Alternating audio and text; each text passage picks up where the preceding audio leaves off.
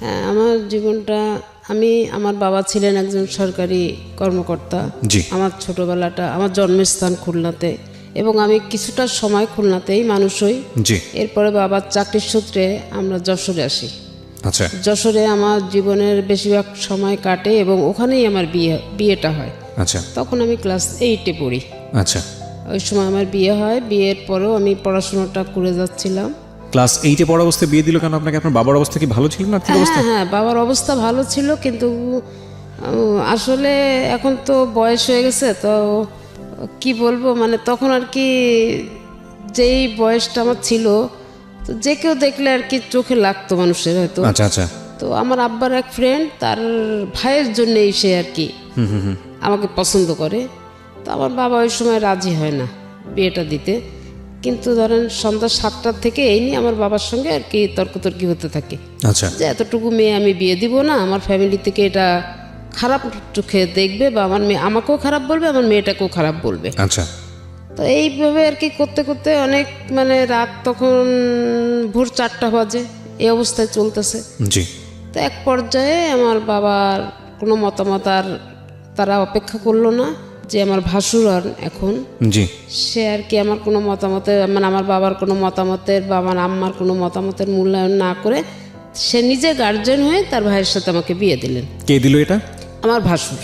ভাসুর? মানে এটা তো কিভাবে সম্ভব? কারণ আপনার বাবা মা যদি রাজি না থাকেন তাহলে? না, এখন আমার বাবা দেখতেছে যে আমি এদেরকে ঘর থেকে বেরও করতে পারছি না, আবার এদেরকে হ্যাঁ বলতে পারছি না, না বলতেছি শুনতেছে না, আমি এখন কি করব? মানে সে তো একা। আচ্ছা। হ্যাঁ, সে তো একা, সে তো কোনো কিছুই আর কি এটা মানে ডিসিশনও নিতে পারছে না, সময় চাচ্ছে সময়ও দিচ্ছে না। আচ্ছা। তো যাই হোক, একরকম জোরের পরে আর কি বিয়েটা হয়। ওকে। কিন্তু আমার এই ভাসুর যখন আমাকে, তখন আমি তাকে কাকা বলে ডাকতাম। আমাদের ফ্যামিলিতে সবাই তাকে বাবার বন্ধু হিসাবে আমরা তাকে শ্রদ্ধা করি। আর তার যে ভাইয়ের সঙ্গে আমার বিয়ে হয়েছিল, তাকে আমি কোনোদিনই দেখি নাই, আমাদের ফ্যামিলির কেউ তাকে কখনো দেখেনি। আচ্ছা। তো যাই হোক, বিয়েটা ওইভাবে হয়ে গেল। সে তখন খুলনাতে চাকরি করে। তো বিয়ে হয়ে যাওয়ার পরে সে আর কি খুলনাতে, আবার তখন ছুটি ছিল আপনার রবিবার থাকতো সাপ্তাহিক ছুটি। আচ্ছা। তো আবার বিয়েটা হলো রবিবারের দিনই, বিয়েটা হওয়ার পরে সোমবারের দিন সকালবেলায় সে আর কি খুলনাতে তার কর্মস্থলে চলে যায়। জি। এরপরে আর কি আমাদের সঙ্গে, তখন তো আর ফোন টোনের কোনো ব্যবস্থা ছিল না, তখন ওই চিঠিপত্রের মাধ্যমে যোগাযোগ। তো এইভাবে আর কি প্রায় 3 মাস পার হয়ে গেল। আমার বাবা আমাকে শ্বশুরবাড়িতে কিন্তু পাঠায়নি। জি। তো একটা সময় আমার শাশুড়ি খুব আফসোস করতে থাকে, আমার শ্বশুর ছিলেন না। শাশুড়ির অনেক আফসোসের পরে আমার বাবা আর কি আমাকে শ্বশুরবাড়িতে পাঠায় আচ্ছা। শাশুড়িকে দেখার জন্যে। ওকে। তা আমি ওখানে যে 3-4 দিন থাকি, থাকার পরে আমি চলে আসি। আসার পরে আমার আব্বা বললেন যে আমার মেয়ের ম্যাট্রিক পাসটা না করা পর্যন্ত আমি কিন্তু দিব না মেয়েকে। আচ্ছা। এখন তোমরা ইচ্ছা করলে রাখতে পারো, না পারলে না রাখতে পারো। তো যাই হোক, আমি ওইভাবে আর কি বাবার বাড়িতে পড়াশুনো থাকি এবং পড়াশুনো করি। একটা পর্যায়ে বিয়ের 1 বছর যখন হয়ে গেল, তখন আমার হাজব্যান্ড বললো কি, যাবা, ও তো এখানে পড়াশুনো করে, আমি ওখানে মেসে থাকি, আমার কষ্ট হয়, তো আমি ওখানে একটা বাসা নিয়ে থাকি। আচ্ছা। আর পড়াশুনো আমি ওকে করাবো, আপনার যখন ইচ্ছা, আর ওরও যদি আগ্রহ থাকে তাহলে অবশ্যই আমি ওকে লেখাপড়াটা করাবো। এটা আপনার হাজবেন্ড বললো? এটা আমার হাজব্যান্ড বললো। কি নাম ছিল ওনার, ভদ্রলোকের? আমার হাজব্যান্ডের নাম ছিল রবিউল ইসলাম। আচ্ছা। ওকে। তো সেইভাবে আর কি সে আমি বাসা নিল, বাসা নিয়ে আমাকে নিয়ে আসলো। নিয়ে আসার পরে আমি পড়াশুনো করতে থাকি। পরীক্ষার টাইমে আমি গিয়ে পরীক্ষাটা দিতাম খালি। জি। তো এই অবস্থায় চলতে থাকি। তখন আর কি আমি যখন ক্লাস 9 থেকে 10-এ উঠবো, 3-4 মাস আগে, তখন আমি কনসেপ্ট করি। ওকে। তো ওই অবস্থায় আর কি আমি খুব অসুস্থ থাকি। তো এই আমার তখন ট্রিটমেন্টও চলে, পড়াশোনারও একটু সমস্যা হয়। লাস্টে প্রায় 5-6 মাস পর্যন্ত আমি প্রচণ্ড কষ্ট, মানে বলতে কি, আমি 6টা মাস শুধু সেলাইনের উপরে ছিলাম। জি। খুবই কষ্ট করছে আর কি। তো যাই হোক, ওইভাবেই ক্লাস 10-এ উঠলাম। ফাইনাল পরীক্ষা দিয়ে ক্লাস 10-এ উঠলাম। ওঠার পরে টেস্ট সব পরীক্ষা দিলাম। এরপরে আমার বাচ্চা যখন হলো, তারপরে আমি পরীক্ষাটা দিলাম। তখন বাচ্চার বয়স আমার 2-2.5 মাস হবে, ছোট বাচ্চা। তো আমাদের সময় আবার 2 শিফটে পরীক্ষা হতো, বাংলা ইংলিশটা 2 শিফটে পরীক্ষা হতো। ছেলে হলো না মেয়ে হলো? ছেলে। ওকে। 2 শিফটে পরীক্ষা। তো আমি যখন ফার্স্ট আওয়ারে পরীক্ষা দিতাম, সেকেন্ড আওয়ারে 1 ঘন্টা টিফিন আওয়ার থাকতো ওই সময়। বাচ্চাটাকে নিয়ে আমার দেবর আর আমার বোন আমার কাছে নিয়ে যেত বাচ্চাটাকে। ও তখন বুকের দুধ খেত, আমি ওকে মানে বিষয়টা হচ্ছে সকালবেলা পরীক্ষা আর বিকেলবেলা পরীক্ষা, এর মাঝখানের সময়টা থেকে আপনি ব্রেস্ট ফিড করাতেন বাবুটাকে? হ্যাঁ ব্রেস্ট ফিড করাতাম। করানোর পরে তারপর ওকে খাইয়ে দিয়ে তারপরে আমি নিজে একটু টিফিন খেয়ে আবার সেকেন্ড হাফের পরীক্ষা দিতে বসি। এসএসসি ফাইনাল পরীক্ষা? জি। তো যাই হোক, এইভাবে পড়াশোনার পরে আমি যখন ওই পরীক্ষা আমার যেদিনকে শুরু হলো সেদিনকেই আমার হাজব্যান্ড খুলনাতে বাড়িতে জায়গা কেনা ছিল, বাড়িতে কাজে হাত দিল। খুলনাতে? খুলনার কোথায় এটা? সোনাডাঙ্গা মেইন রোড, আচ্ছা, নিউ মার্কেটের কাছে। ওকে। তো বাড়িতে কাজে হাত দিল, আমি পরীক্ষা দিয়ে আমার ফাইনাল ম্যাট্রিক পরীক্ষা শেষ হওয়ার পরে আমি একবারে যে বাড়িতে উঠলাম। আচ্ছা। এবং বাচ্চাটা আমার ছোটবেলার থেকে ওখানেই মানুষ, ওকে। ওখানে পড়াশোনা। বাড়িতে মানে কি নিজ বাড়িতে? নিজের বাড়িতে। আচ্ছা, তো কত সালে আপনাদের এই বাড়িটা হলো আনুমানিক? আমার বাড়িটা হলো তখন হচ্ছে আপনার ইনকমপ্লিট অবস্থায় আমি উঠছি, কিন্তু এটা কমপ্লিট করতে 87 সাল ওকে, লাগছে। ঠিক আছে, বলেন তারপর। তারপরে যাই হোক, আমি ওইভাবে পড়াশোনা করতেছি। আমি কোনো পড়াশোনা যখন করে আমি বাড়িতে উঠলাম, ছেলেটাকে নিয়ে আমারও অনেক কষ্ট হয়ে যাচ্ছে। তো আমার হাজব্যান্ড কাজের লোক রেখে দিল, সব কিছু আমার সাংসারিক দিক থেকে আমি কোনো কষ্ট আমাকে করতে দেয়নি। তো ছেলেটা যখন একটু 3.5 বছর বয়স হলো তখন আমি ওকে, আমার পাশে একটা স্কুল আছে মিশনারি স্কুল, আমি ওখানে ওকে ভর্তি করলাম। আচ্ছা। তো ওখানে ভর্তি করে ওকে দিয়ে আসতাম নিয়ে আসতাম। তো এইভাবে একটা পর্যায়ে ও যখন ক্লাস 2-তে উঠলো তখন ওখানে ক্লাস 2 ফাইনাল পরীক্ষা হয়ে গেল। ক্লাস 3-তে আমি ওকে খুলনা জেলা স্কুলে ভর্তি করি। টেস্ট দেওয়া হলো, টেস্টে অ্যালাউ হলো, তারপরে আমি ওকে ওখানে ভর্তি করি। আমাদের জীবনটা খুব ভালোই কাটতেছিল আমার হাজব্যান্ডকে নিয়ে। আমার তো অনেক সুখের একটা জীবন ছিল, যেটা আমি আসলে ভাষায় বলতে পারবো না। মানে আমার গায়ে একটু মানে কোনো রকম মানে একটু ব্যথা লাগলে মনে হতো যে তার জন্য কলিজাটা ছিঁড়ে গেল। খুব ভালোবাসতো আপনাকে? আমাকে প্রচণ্ড ভালোবাসতো। তা ছেলে নিয়ে কষ্ট করতাম দেখে সে আমাকে 2টা কাজের লোক রেখে দিছে, একটা রান্না করার জন্য, একটা ঘরের কাজ করার জন্য। আর আমার একটা সিকিউরিটি গার্ড ছিল, তার ডিউটি ছিল আমার বাচ্চাটাকে বিকালে বিকালে একটু ঘুরতে নিয়ে যাবে। নিউ মার্কেটের সাইডে, তো নিউ মার্কেটের আশেপাশে ঘুরতে নিয়ে যাবে। তো এইভাবেই আর কি বাচ্চাটাকে মানুষ করলাম, বড় করলাম। আমার লাইফের সব কিছুই এখন ও হয়ে গেল, আমার তো আর কিছু নাই। আর একটা জিনিস ছিল কি, আমার হাজব্যান্ডের একটা জিনিস, আমি ঘরে বসে থাকাটা সেও খুব পছন্দ করতো না। আচ্ছা। মানে আমি একটু বাইরে, সে কোথাও গেলেই বলে কি, চলো না আমার সাথে ঘুরে এসো, চলো, ঘরে বসে বসে কি করবা, ঘরে বসে থাকলে চিন্তা করবা, এটা করবা এটা করবা। আর ছেলে নিচে খেলা করতেছে, আচ্ছা করুক না, সিকিউরিটি আছে তো দেখতেছে। জি। তো এইভাবে আর কি আমাদের লাইফটা খুব ভালো, খুব সুন্দরভাবে আমাদের একটা জীবন কাটতেছিল। তা এর ভিতরে আমার হাজব্যান্ডের কিছু এদিক ওদিক ট্রান্সফার হলো, যেমন বরিশালে হলো, যশোরে হলো। আমার বাবা কিন্তু ওই সময় যশোরেই আছেন আর কি। যাই হোক, ছেলে এইভাবে তো চলতেছে। আমি খুলনাতে থাকি, পরে উনি ট্রান্সফার নিয়ে ঢাকাতে চলে আসলেন 96 সালে। জি। তো ঢাকাতে উনি যখন চলে আসলেন তখন আমি খুলনাতে থাকি। ছেলে তখন আমার এসএসসি পরীক্ষা দিল। আচ্ছা। এবং যশোর বোর্ডের ভিতরে সে 72 জন স্ট্যান্ড করছে, তার ভিতরে সে একজন। 72 জন তো স্ট্যান্ড করার কোনো সুযোগ নেই, কারণ আমি যদি 20 জন স্ট্যান্ড করে। না, ওখানে গোল্ডেন সিস্টেম আসছে। তো গোল্ডেন কত সিস্টেম, সালের পরীক্ষার কথা বলছেন আপনি? আমি এটা বলছি আপনার 1 সালের কথা। 2001 সালে? জি। ঠিক আছে, যাই হোক, আপনার ছেলে খুব ভালো রেজাল্ট করেছে। হ্যাঁ হ্যাঁ, খুব ভালো রেজাল্ট করছে। তখন ওর বাবার ইচ্ছা হলো কি যে ঢাকাতে নিয়ে এসে সে পড়াশুনো করাবে এবং আমাকেও নিয়ে আসবে। আচ্ছা। তা আমার আবার ঢাকা শহরে বসবাসের জন্য আমার কিন্তু আসলে পছন্দ না। আমাদের খুলনাতে আমরা যতটা আরামে বসবাস করি বা আমরা যতটা ভালোভাবে থাকতে পারি, ঢাকার মানুষের জীবন মানে আমার কাছে খুব কঠিন মনে হয়। এটা কি আপনি আগে থেকেই জানতেন নাকি আসার পরে? না, আমি আগে থেকেই জানতাম। কিভাবে যেহেতু জানতেন? আমার ভাই বোনরা আছে, আমি ও আসতাম, আচ্ছা আসা আচ্ছা। যাওয়া করি। না, এটা আপনি একদম 100% সত্যি কথা বলেছেন। বিশেষ করে শহরতলি এলাকায় যারা বড় হয়েছে তারা ঢাকা শহরে এসে মানিয়ে নেওয়া খুব কঠিন। এবং এটাও আবার সত্য যে 2, 4, 10, 15 বছর যখন ঢাকা শহরে মানুষ অভ্যস্ত হয়ে যায়, তখন ঢাকা শহরের মানুষ আবার অন্য জেলায় গিয়ে থাকা সেটাও খুব কঠিন হয়ে যায়। হ্যাঁ হ্যাঁ হ্যাঁ। তো তখন আমার ওই হাজব্যান্ড যখন এখানে আসলো তখন সে বললো কি যে ছেলে তো ম্যাট্রিক পাস করছে, ভালো রেজাল্ট করছে, তো আমি তো ছিলাম না, তুমি তো সব কিছু করছো, তা আমার পক্ষ থেকে তোমার জন্য একটা ভালো গিফট থাকবে। ওই সময় ওই 1 সালে উনি ফার্স্ট আমাকে ওই ছেলের রেজাল্টের উপরে ভিত্তি করে আমাকে ফার্স্ট মোবাইল গিফট করে উনি। আপনাকে মোবাইল গিফট করলো? হ্যাঁ আমাকে। আচ্ছা। যাক আমি তখন ওই ছেলেকে উনি ঢাকাতে নিয়ে আসবে, এখানে কোচিং করাবে, ভর্তি আপনার করাবে। ছেলে কোন বিভাগে ছিল, মানবিক, সায়েন্স না কমার্স? সায়েন্স। সায়েন্সে ছিল। সায়েন্সে থেকে এত ভালো স্টুডেন্ট ছিল? হ্যাঁ, খুবই ভালো স্টুডেন্ট। ওকে। এখনো পর্যন্ত আপনি ওর হাতের লেখা দেখলে আপনি অবাক হয়ে যাবেন যে এত সুন্দর হাতের লেখা, কিন্তু ওর হাতের লেখাটা আমি ওকে শিখাইছি। Beautiful beautiful. ঠিক আছে, আপনি এসএসসি পরে কি করলেন? ওই লেখাপড়া বন্ধ করে দিলেন? আমি লেখাপড়া বন্ধ না, হ্যাঁ কিছুটা সময় গ্যাপ রাখলাম। আচ্ছা ঠিক আছে, সামনের দিকে আগে। তারপর? হ্যাঁ, তারপরে যখন আমি ছেলেকে যখন ওই ছেলেকে জেলা স্কুলে দিলাম, তখন আমি ওই ছেলেকে যখন পড়াইতাম, আমি নিজেও টিচার পড়াতো, তারপর তো আমাকে গাইড করতে হতো কিছুটা। তো ওকে যখন পড়াতে শুরু করলাম, তখন আর কি আমি নিজে আবার পড়াশুনো শুরু করি। এটা কি মানে এসএসসির আগে, ছেলের এসএসসির আগে না পরের ঘটনা? ছেলের এসএসসির আগের ঘটনা। ওকে। আমি আবার পড়াশুনো শুরু করি এবং আমি ওই সময় আবার যাই হোক আমি পরবর্তীতে আর কি এটা আবার আমি এসএসসি পরীক্ষা দিই। এসএসসি দেন নাকি এইচএসসি? এসএসসি দিই।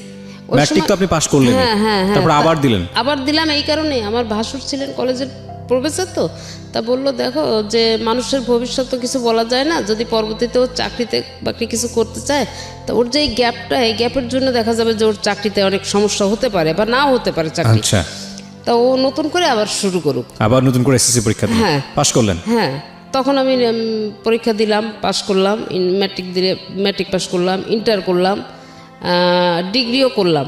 তারপরে আমার ছেলে ম্যাট্রিক পাস করলো। আচ্ছা, ম্যাট্রিক পাস করলো। হ্যাঁ, আমরা যে গল্পে ছিলাম, যেখানটায় ছিলাম, যে আপনি ঢাকায় আসার কথা বলছিলেন আপনার জামাই। হ্যাঁ, তারপরে যখন ঢাকাতে চলে আসা হলো, এখানে কোচিং করার পরে ছেলে রাইফেলস পাবলিকে পরীক্ষা দিল, ভর্তি পরীক্ষা দিল, ওখানে টিকে গেল। আচ্ছা। তো টিকে যাওয়ার পরে ওর বাবা ওকে ওখানেই ভর্তি করলো এবং তখন আমাকে বললো যে এরকম ছেলে তো চান্স পেয়ে গেছে, তুমি ওখানে একা একা কী করবে, তুমি চলে আসো। তা আমার এটা খুব একটা বেশি ইচ্ছা ছিল। চলে আসো মানে কি? মানে আপনার জামাই তখন ঢাকাতে? হ্যাঁ, আমার জামাই তখন ঢাকাতে। উনি কি করতো? উনি হাউস বিল্ডিং ফাইন্যান্স কর্পোরেশনের চাকরি করতেন। আচ্ছা, ওকে। তো আপনি ওখানে একা একা কি করবেন, এই জন্য হ্যাঁ ঢাকায় আসতে? হ্যাঁ, চলে আসতে বলছে, কিন্তু আমার এই বাড়ির মায়াটা ছেড়ে না আমি কোথাও গিয়ে থাকতে পারতাম না। আচ্ছা। তো তখন আমি, বাড়ি তখন কয়তলা হয়েছে আপনাদের? আমার বাড়ি অলরেডি তখন ডবল ইউনিটের 4 তলা। 4 তলা বাড়ি। আচ্ছা।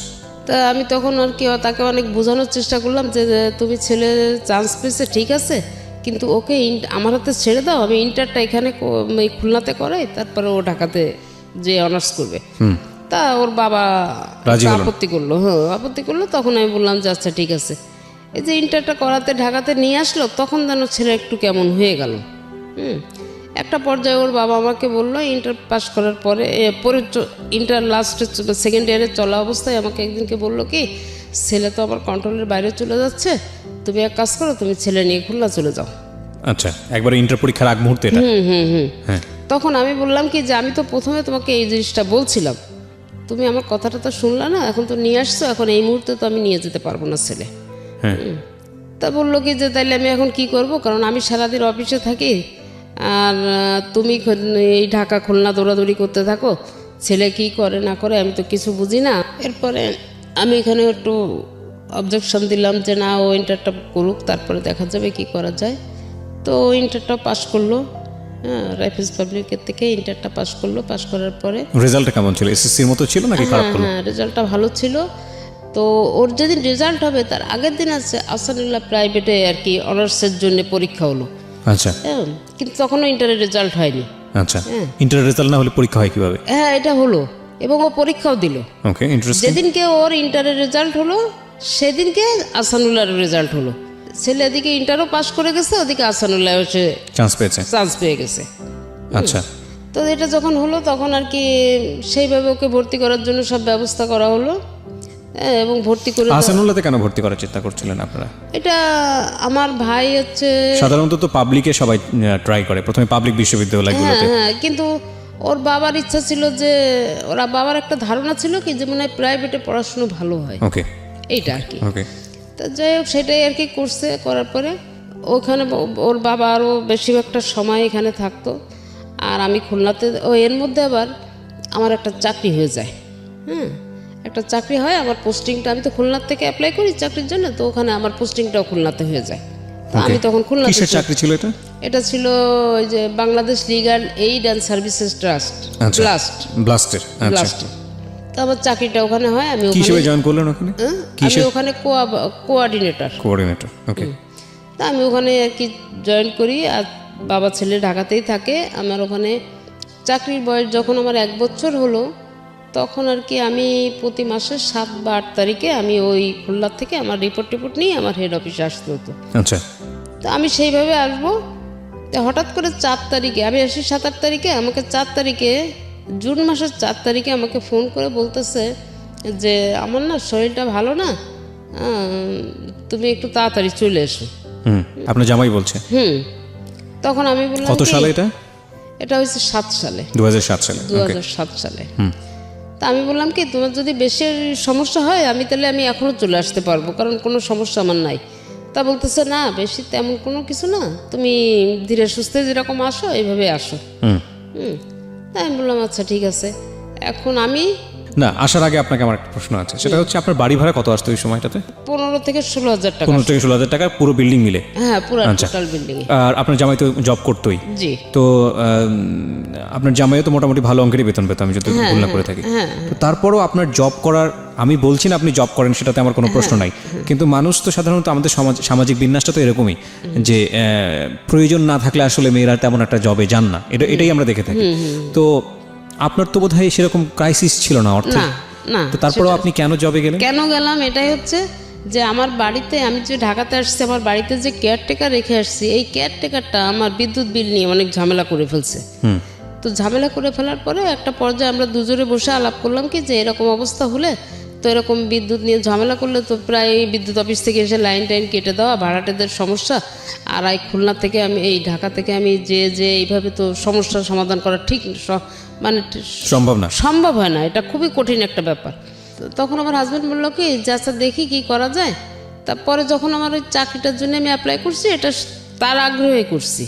তো তখন ওই আগ্রহটা চাওয়ার এই কারণেই ছিল যে যদি খুলনাতে আমার চাকরিটা হয় আর আমি খুলনাতে থাকতে পারি, তাহলে আমার বাড়িতে কেয়ারটেকারের দরকার হবে না, আমার নিজের তত্ত্বাবধানে আমার বাড়িটা থাকবে, কোনো ঝামেলা ঝঞ্ঝাট হবে না। তো এটা বললাম। তখন আমি যখন চাকরিটা হলো, আমার চাকরিটা আসলে বেশি টাকার জন্য আমার চাকরিটা করা ছিল না। অফিস থেকে বাসায় গেছি, বাসায় যাওয়ার পরে আর কি এমনি উনি মানে নিজে যখন দুপুরে সকালে যে অফিসে গিয়ে আমাকে একটা ফোন দিত, বা বাসা থেকে বের হওয়ার সময় ফোন দিছে, দুপুরে যখন সে খেতে বসবে তার আগে, এই অফিসেই তো খাওয়া দাওয়ার সিস্টেম ছিল তার, অফিস দুপুরে খাওয়া দাওয়ার আগে আমাকে ফোন দিত। কারণ আমি না খাওয়া দাওয়ার প্রতি আমার আবার একটু খুব অনীহা। জি। মানে অনীহা বলতে কেমন, এই বাচ্চাদের মতো আমাকে জোর করে ধরে কেউ খাওয়াইতে পারলে মনে ভালো হয়, কারণ একা একা থাকি তো, খুবই আমার ভাতটা মোটেই আমার একেবারে পছন্দ ছিল না। আচ্ছা, এরকম আর কি। তো আমার যে পার্মানেন্ট কাজের লোকটা ছিল, ওকে সবসময় এটা সে সতর্ক করে দিত, এবং ওই খাওয়ার আগে আমাকে খালি জিজ্ঞেস করতো তুমি যে কোথায় আসছো, অফিসে, তা খাওয়া দাওয়া কী করছো, তা না বাইরে বেরোয় দেখো সামনে ভালো কোন রেস্টুরেন্টে বসে খেয়ে নাও। আচ্ছা ঠিক আছে খাবো। আমি আরও বড় উল্টা রাগ করতাম তার উপরে, যে কি আমাকে কি ছোটো মানুষ পাইছো নাকি, তুমি এরকম করো কিসের জন্যে। এখন আমাকে বললো যে ঠিক আছে তোমার এখন আসার দরকার নেই, তুমি তাহলে 7 তারিখেই আসো। তা আমি বললাম আচ্ছা ঠিক আছে। এখন আমার ছেলে তো এখানে আছে, তো 4 তারিখেই, এই কথা 4 তারিখ দুপুরে আমার সঙ্গে হলো। আমি যখন অফিস থেকে বাসায় আসছি, বাসায় এসে তখন তো মোবাইলে কার্ড সিস্টেম, আমি বাসায় এসে রেস্ট নিয়ে আমি মোবাইলের দোকানে যাই, আমি কার্ড কিনতে গেছি। তখন আমাকে আমার ছেলে ফোন দিয়ে বলতেছে আব্বুকে নিয়ে আমি একটু শ্যামলীতে আসছিলাম, এই সংসদ ভবনেই থাকতো আর কি। তা বলছে যে আব্বুকে নিয়ে আমি শ্যামলীতে আসতেছিলাম, তো এই সময় আর কি আব্বু একটু কাশি দিল, বুকে ব্যথা করতেছে। আচ্ছা। তো বুকে ব্যথা করলে আমি সাথে সাথে সরোয়ার দিতে নিয়ে ডাক্তার দেখালাম। তো তুমি যদি কি হয় আমি তোমাকে জানালে তুমি রওনা দিও। আচ্ছা। তাই আমি বললাম আচ্ছা ঠিক আছে। তো এর মধ্যে আর কি 10-15 মিনিট পরে ছেলে আবার ফোন ব্যাক করলো। ফোন ব্যাক করার পরে আমি বলছি কী ব্যাপার। তো বলছে আম্মু ডাক্তারের কাছে নিলাম, ডাক্তার যখন আব্বুকে দেখে কি করলো, আমাকে তো ভিতরে ঢুকতে দেয়নি, তো দেখলাম যে একটা হুইল চেয়ারে আব্বু সেন্সলেস অবস্থায় উপরে নিয়ে গেল। তারপরে 10-15 মিনিট পরে ছেলে আমাকে আবার ফোন দিল, দিয়ে বলতেছে আম্মু আব্বুর অবস্থা বোধহয় ভালো না, আমাকে ডাক্তার বললো 2টো ইঞ্জেকশন এনে দিতে। তো আমি 2টো ইঞ্জেকশন এনে দিছি, আব্বার বুকের ওখানে ইঞ্জেকশন 2টা পুশ করছে, আর আব্বাকে ক্যাবিনে দেওয়া হয়েছে, কোনো সেন্স নাই, তুমি রওনা দাও। তো ওই মুহূর্তে আমি আর কি সাথে সাথে আমি টিকিট করে আমি 9:15 আগে কোনো গাড়ি পাই না। তো আমি বাসা থেকে যে আমার কাজের মেয়েটা আমাকে গুছাই দিল, আমি রেডি হয়ে স্ট্যান্ডে আসলাম, গাড়িতে উঠবো, আমার ব্যাগ দেওয়া হয়ে গেছে, আমি উঠবো। জি। ঠিক সেই মুহূর্তে আমার ভাসুরের ছেলে, তারাও ঢাকাতেই থাকে, ও ফোন করে আমাকে বলল যে চাচি কোথায় আছেন? তাই আমি বললাম আমি গাড়িতে উঠতেছি। বললো আপনার আসার দরকার নাই, চাচা মারা গেছে। শুধু এই কথাটুকু শোনার পরে আমি আর কিছু বলতে পারি না। তো একেবারে সুস্থ একটা মানুষ ছিলেন, হঠাৎ করে হার্ট অ্যাটাক করেছে। হ্যাঁ, একদম হঠাৎ করে, মানে আসরের নামাজ পড়ে বাসা থেকে বের হয়েছে, উনি শেভ করবে, করে বাসায় গিয়ে মাগরিবের নামাজ পড়বে, আচ্ছা। এই ছিল তার টার্গেট। কিন্তু ওই যে আসরের নামাজটা পড়ে আসছে আর মাগরিবের আজানটা দিছে, সে আমরা কষ্ট পাচ্ছি, নিশ্চয়ই কষ্ট পাওয়ার মতোই বিষয়, প্রতিটা মৃত্যুই আমাদেরকে কষ্ট দেয়, কিন্তু জীবন যেরকম সত্য, মৃত্যু সেরকম শাশ্বত সত্য। একটা অদ্ভুত বিষয় হচ্ছে যে প্রকৃতিতে যার প্রাণ আছে তার মৃত্যু ঘটবেই, এটা খুব স্বাভাবিক। কিন্তু আমাদের ব্যক্তি জীবনে আমরা মৃত্যুকে স্মরণ করি না, এবং করি না বলেই দেখবেন যে আসলে প্রতি মুহূর্তেই অনেক ধরনের ভুলভাল করে ফেলি। চিন্তা করে দেখুন, আপনি একটা মানুষ, এই মুহূর্তে যারা আমার রেডিওটা শুনছেন, লাখ লাখ মানুষ আপনারা শুনছেন, লাখ লাখ মানুষ, কিন্তু একবার যদি খুব খুব মানে গভীরভাবে একটু চিন্তা করে দেখেন যে এমনও হতে পারে আজকের এই অনুষ্ঠানটি আপনার জীবনের শেষ শোনা অনুষ্ঠান, কিংবা এই রাতটি আজকে আপনার জীবনের শেষ রাত, কিংবা আমি কিবরিয়া আমার জন্য হয়তোবা এটা আজকের জন্য মানে আজকের মতো শেষ অনুষ্ঠান হতেই পারে। যে কোনো মুহূর্তে এমন হতে পারে যে এই অনুষ্ঠানটা করে বাড়ি ফিরতে পারবো না, সৃষ্টিকর্তা হয়তো বা নিয়ে যাবেন। তো এই যে মানে ফিলটা, এটা যদি আমাদের মধ্যে থাকে, তাহলে আমাদের দ্বারা আসলে খুব বেশি খারাপ কাজ করা মানে সম্ভবই না আসলে, কারণ যে কোনো মুহূর্তেই তো আমরা চলে যাব, যে কোনো মুহূর্তেই আমরা মুসাফিরের মতো, প্রত্যেকটা মানুষ আসলে আমরা মুসাফির, এবং খুব অল্প সময়ের জন্য এসেছি, যে কোনো মুহূর্তে আমরা চলে যাব। কিন্তু অদ্ভুত বিষয় হচ্ছে আমরা এটা চিন্তা করি না, এবং এই চিন্তাটা যদি আবার খুব গভীরভাবে করা শুরু করি, তাহলে জীবনের সামনের দিকে এগোনোও খুব মুশকিল। হ্যাঁ, যাই হোক, এটাই মানে ওনার মৃত্যুটা দেখুন, মানে অচিন্তনীয়, মানে কোনোভাবেই চিন্তা করা যায় না, তাই না? মানে শেভ করে জাস্ট মাগরিবের নামাজ পড়বে, এই তার আগ মুহূর্তে, নামাজের আগেই তার আগে আল্লাহ। এবং সে কাজের বউকে বলছে যে আমি গোসল করে আম খেয়েছে, আম খেয়ে বলছে যে আমি যাচ্ছি, আমি এসে আম খাবো, তুমি কেটে রেখে চলে যাও। আম খাওয়ার সুযোগটাও তার হয়নি। না, এই হচ্ছে পৃথিবী, খুব অল্প কিছু দিনের জন্য। তারপরও কত কলহ, কত অন্তর্দ্বন্দ্ব, কত ঝামেলা, কত রেশারেশি। আর একটা গুণ, তার অনেক গুণই ছিল, তার ভিতরে সবচেয়ে বড় যে গুণটা, আমি বিয়ের পর থেকে তাকে পারতপক্ষে কোনোদিন আমি খুব কম সময় কাজা নামাজ পড়তে দেখছি, কখন নামাজ সে কিন্তু করেনি। মাশাআল্লাহ। এমনকি যদি সে আমাকে বাইক নিয়ে বেরোতো, আমাদের মানে আমরা দুজনেই বাইকে বেরোতাম, এমনকি যদি সে বাইকে আজানে হলে আমাকে কোথাও একটু দাঁড় করায় রেখে বাইক সে মসজিদে ঢুকছে, আমি কিন্তু বেরোয় আসার পরে চিল্লাচিল্লি করতাম যে এটা কোন ধরনের অবস্থা। ঢাকা শহরেও তুমি আমাকে এরকম করো, বাইক শুদ্ধ রাস্তার পাশে দাঁড় করাই দিয়ে তুমি নামাজ পড়তে গেছো, কারণ বাইরে বাসায় গিয়ে কি পড়তে পারতাম না? খুব ভালো একটা প্রসঙ্গ নিয়ে আসছেন। আমি নিজেও বাইক চালাই, নিজেরও 2-1টা অভিজ্ঞতা আছে এরকম। আমি একটু জাস্ট সবাইকে একটু বলতে চাই, বিশেষ করে অনেকেই আছেন এতে হয়তো মনক্ষুণ্ণ হন, বিশেষ করে স্ত্রীরা হয়তো মনক্ষুণ্ণ হন, কিন্তু আমার মনে হয় বাইরে থেকে আপনাদের জন্য দুটো উপলব্ধির একটা ব্যাপার আছে। একটা হচ্ছে যে হাজব্যান্ড নামাজ পড়ছেন, আপনি পড়ছেন না, সেটা বড় কথা না, আপনার নিজেরও পড়া উচিত, সে একটা উপলব্ধি যদি আপনি ধর্মকর্ম মানেন। আরেকটা যেটা হচ্ছে, কেউ যদি করেন এরকম, আপনার জন্য হয়তো একটু অসুবিধাজনক হতে পারে, কিন্তু এটা কিন্তু আপনার সোয়াব হবে, আপনি তাকে সুযোগ দিচ্ছেন, একটু ধৈর্য ধরে অপেক্ষা করা উচিত। হ্যাঁ, সুতরাং আর যদি বেশি চাপ দেন, তাহলে ওই যে লোকটি নামাজ পড়তে যাচ্ছে, সে কিন্তু নামাজের মধ্যেও কনসেন্ট্রেট করতে পারবে না, ভাববে যে বাইরে কিনা কি হলো, বের হওয়ার পরে হয়তো বকাঝকা শুনতে হবে। এটা করা উচিত না, এটা গুনাহের ভাগীদার হয়ে যায় অনেকেই। তবে আরেকটা জিনিস তার ছিল, সে কোরআন শরীফ পড়তে পারতো না, আর আমি এটা পারি। জি। তো সে ওই যে আমপারা বলে, যেটা কোরআন শরীফ পড়ার আগে প্রথম যে আমাদের শেখার জন্য ওই বইটা সে কিনে আমার কাছে অনেক সময় বসতো পড়তে। আচ্ছা। যখন একটু যুক্ত অক্ষর আসতো বা একটু কঠিন শব্দ আসতো, বলতো এটা বাদ দিয়েই পড়ি। হ্যাঁ, আচ্ছা। তো আমি বলতাম কি, তাহলে তো তোমার এই ওয়ার্ড মানে এটা তো ভুল হয়ে যাবে, অর্থটা তো ভুল হয়ে যাবে, ওইটা করলে তো হবে না, তোমাকে এটা পড়তে হবে।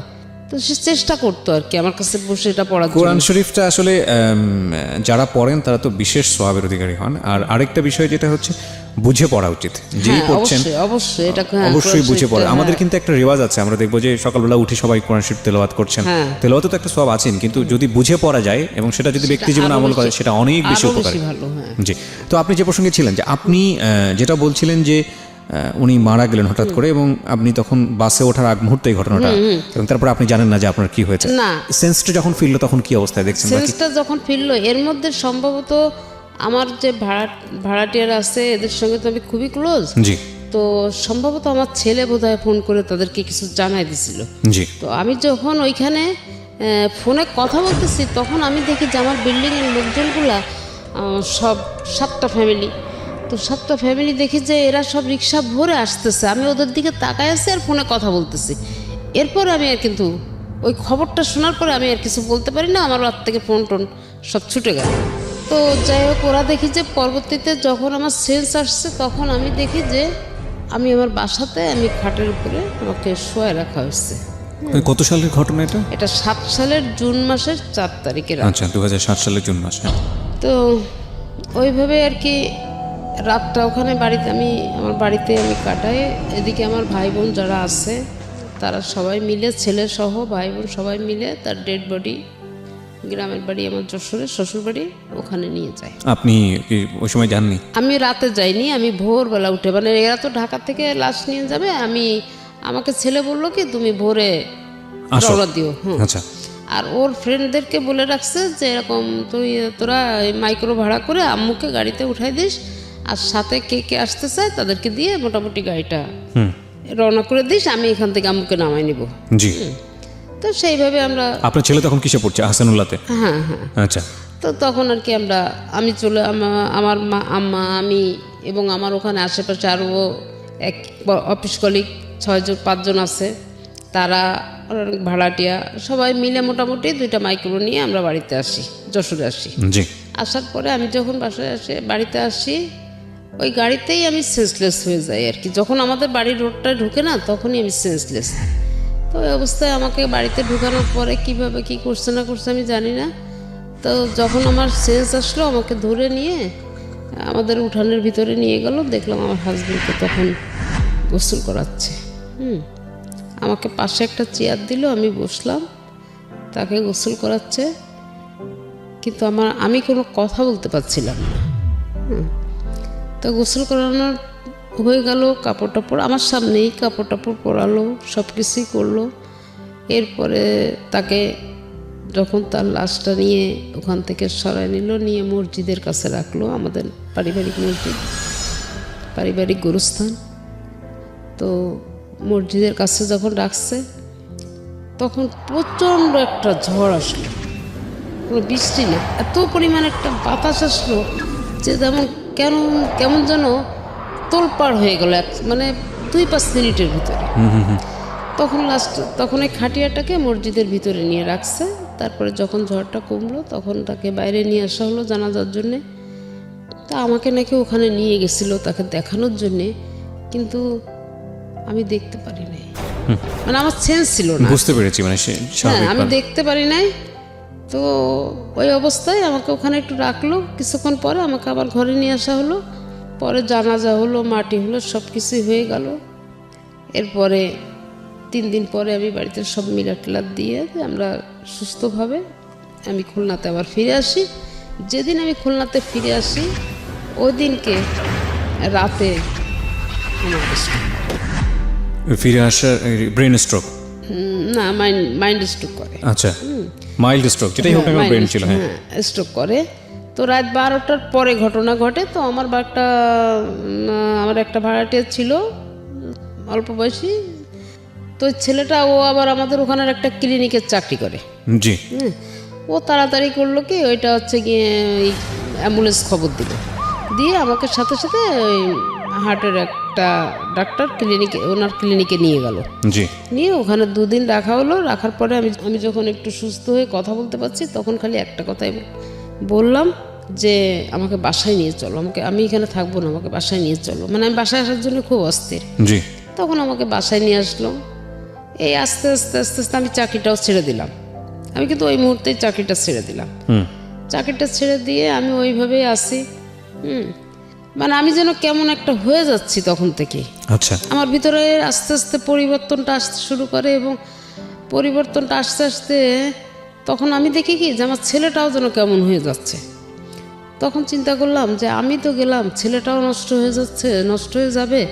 এইভাবে ঘরের ভিতরে সারাদিন দরজা আটকায় দিয়ে যে খাওয়া নেই দাওয়া নেই পড়ে আছে খুলনাতেই।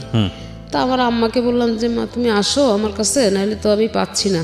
তা আম্মা আমার কাছে অনেক দিন ছিল আর কি।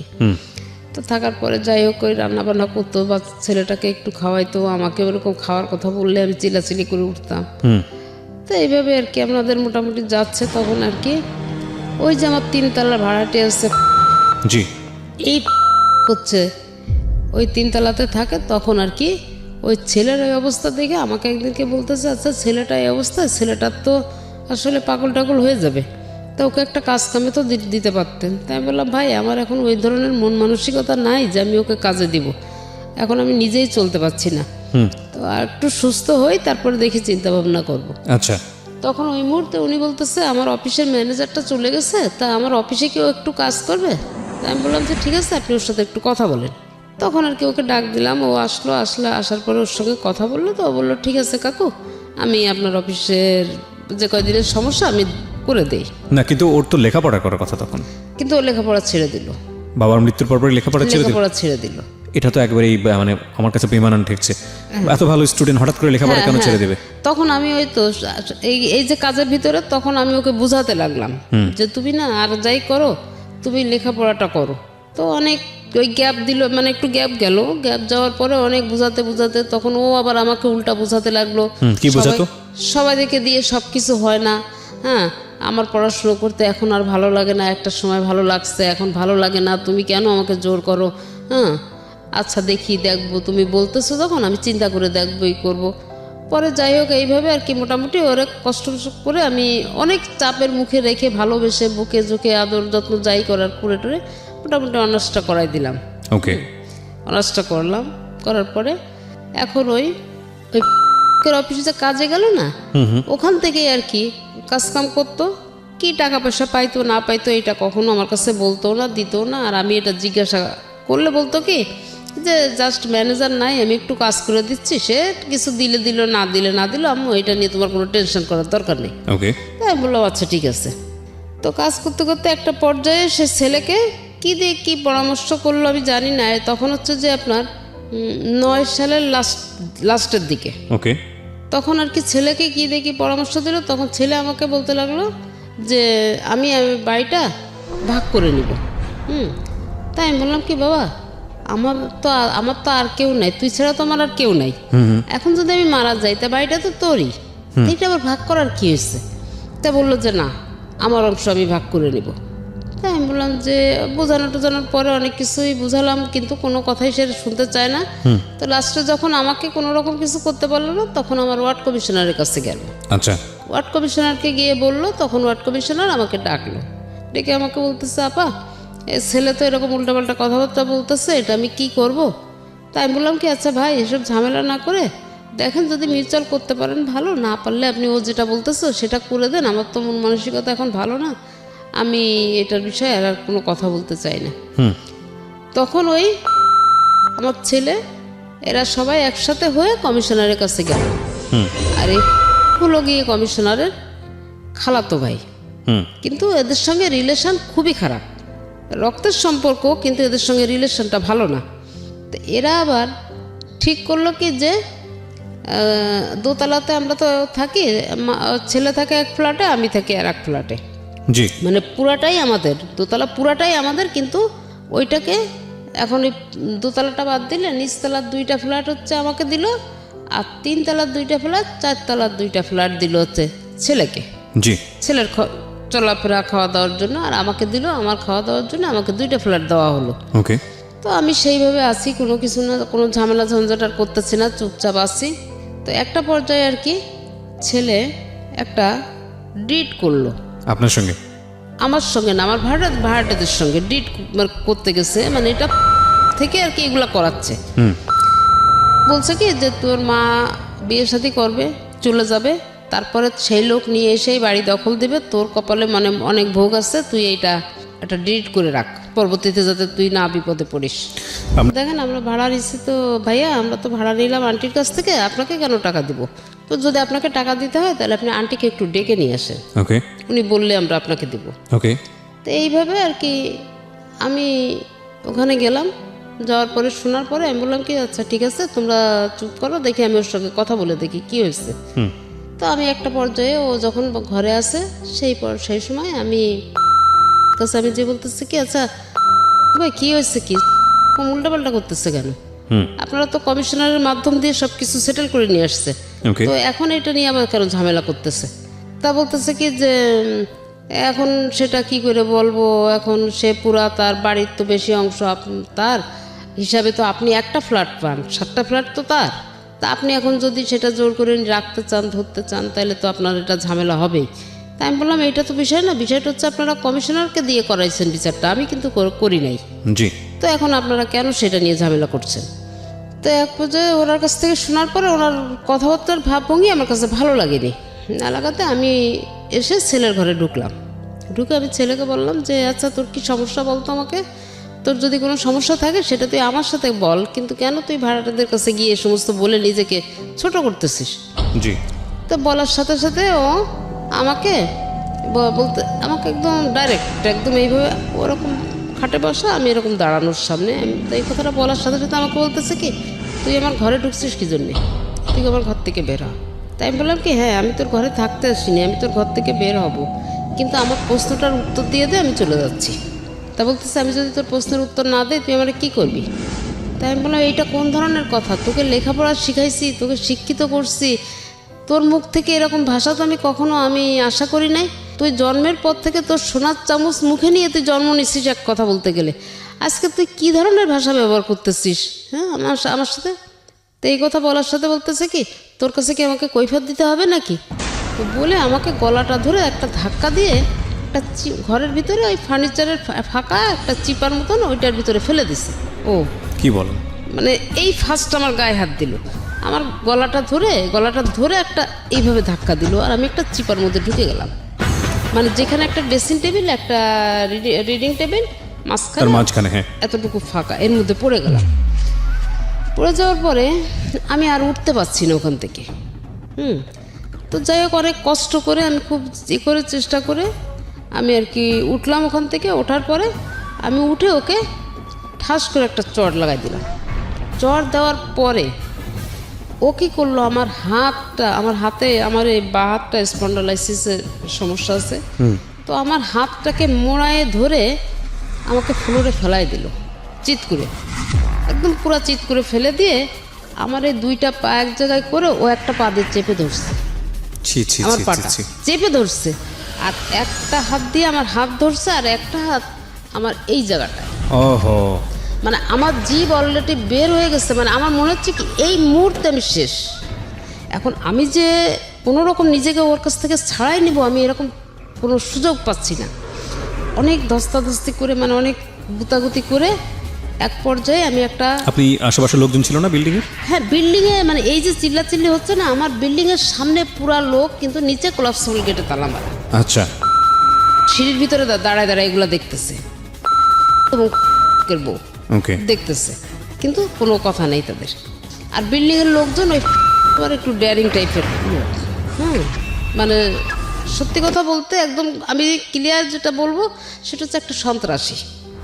খুলনা শহরে সন্ত্রাসীদের ভিতরে সে একজন, এর পাল্লায় পড়ছে এই ছেলে। ওকে, তো যাই হোক আমি এখন ওইখান থেকে তো কোনো রকম তো ওকে লাথি, মানে অনেক চেষ্টা করে মোটামুটি একটু উঠলাম। তো আমি ওখান থেকে কোনো রকম ওকে ধাক্কাধাক্কি দিয়ে মানে একটু ছাড়াই আমি উঠলাম। ওঠার পরে ও আমার হাত 2টা মোড়ায় পিছনে নিয়ে গেল, নিয়ে আমাকে ওর ঘরের থেকে আবার এই পিছনে ঘাড়ে হাত দিয়ে ধাক্কা দিতে দিতে ওর ঘর থেকে বারান্দায় বের করে নিয়ে আসছে। নিয়ে এসে আমার এখানে একটা ঘুষি মারছে, 2 চোখের মাঝখানে। হ্যাঁ এই ঠিক এই জায়গাটা একটা ঘুষি দেওয়ার সাথে সাথে আমার যে নাক দিয়ে রক্ত পড়তেছে না, মুখ দিয়ে পড়তেছে না, চোখ দিয়ে পড়তেছে, আমি কিছু বলতে পারবো না। লোকজন রাস্তায় সব জমা হয়ে আছে, সবাই দেখতেছে।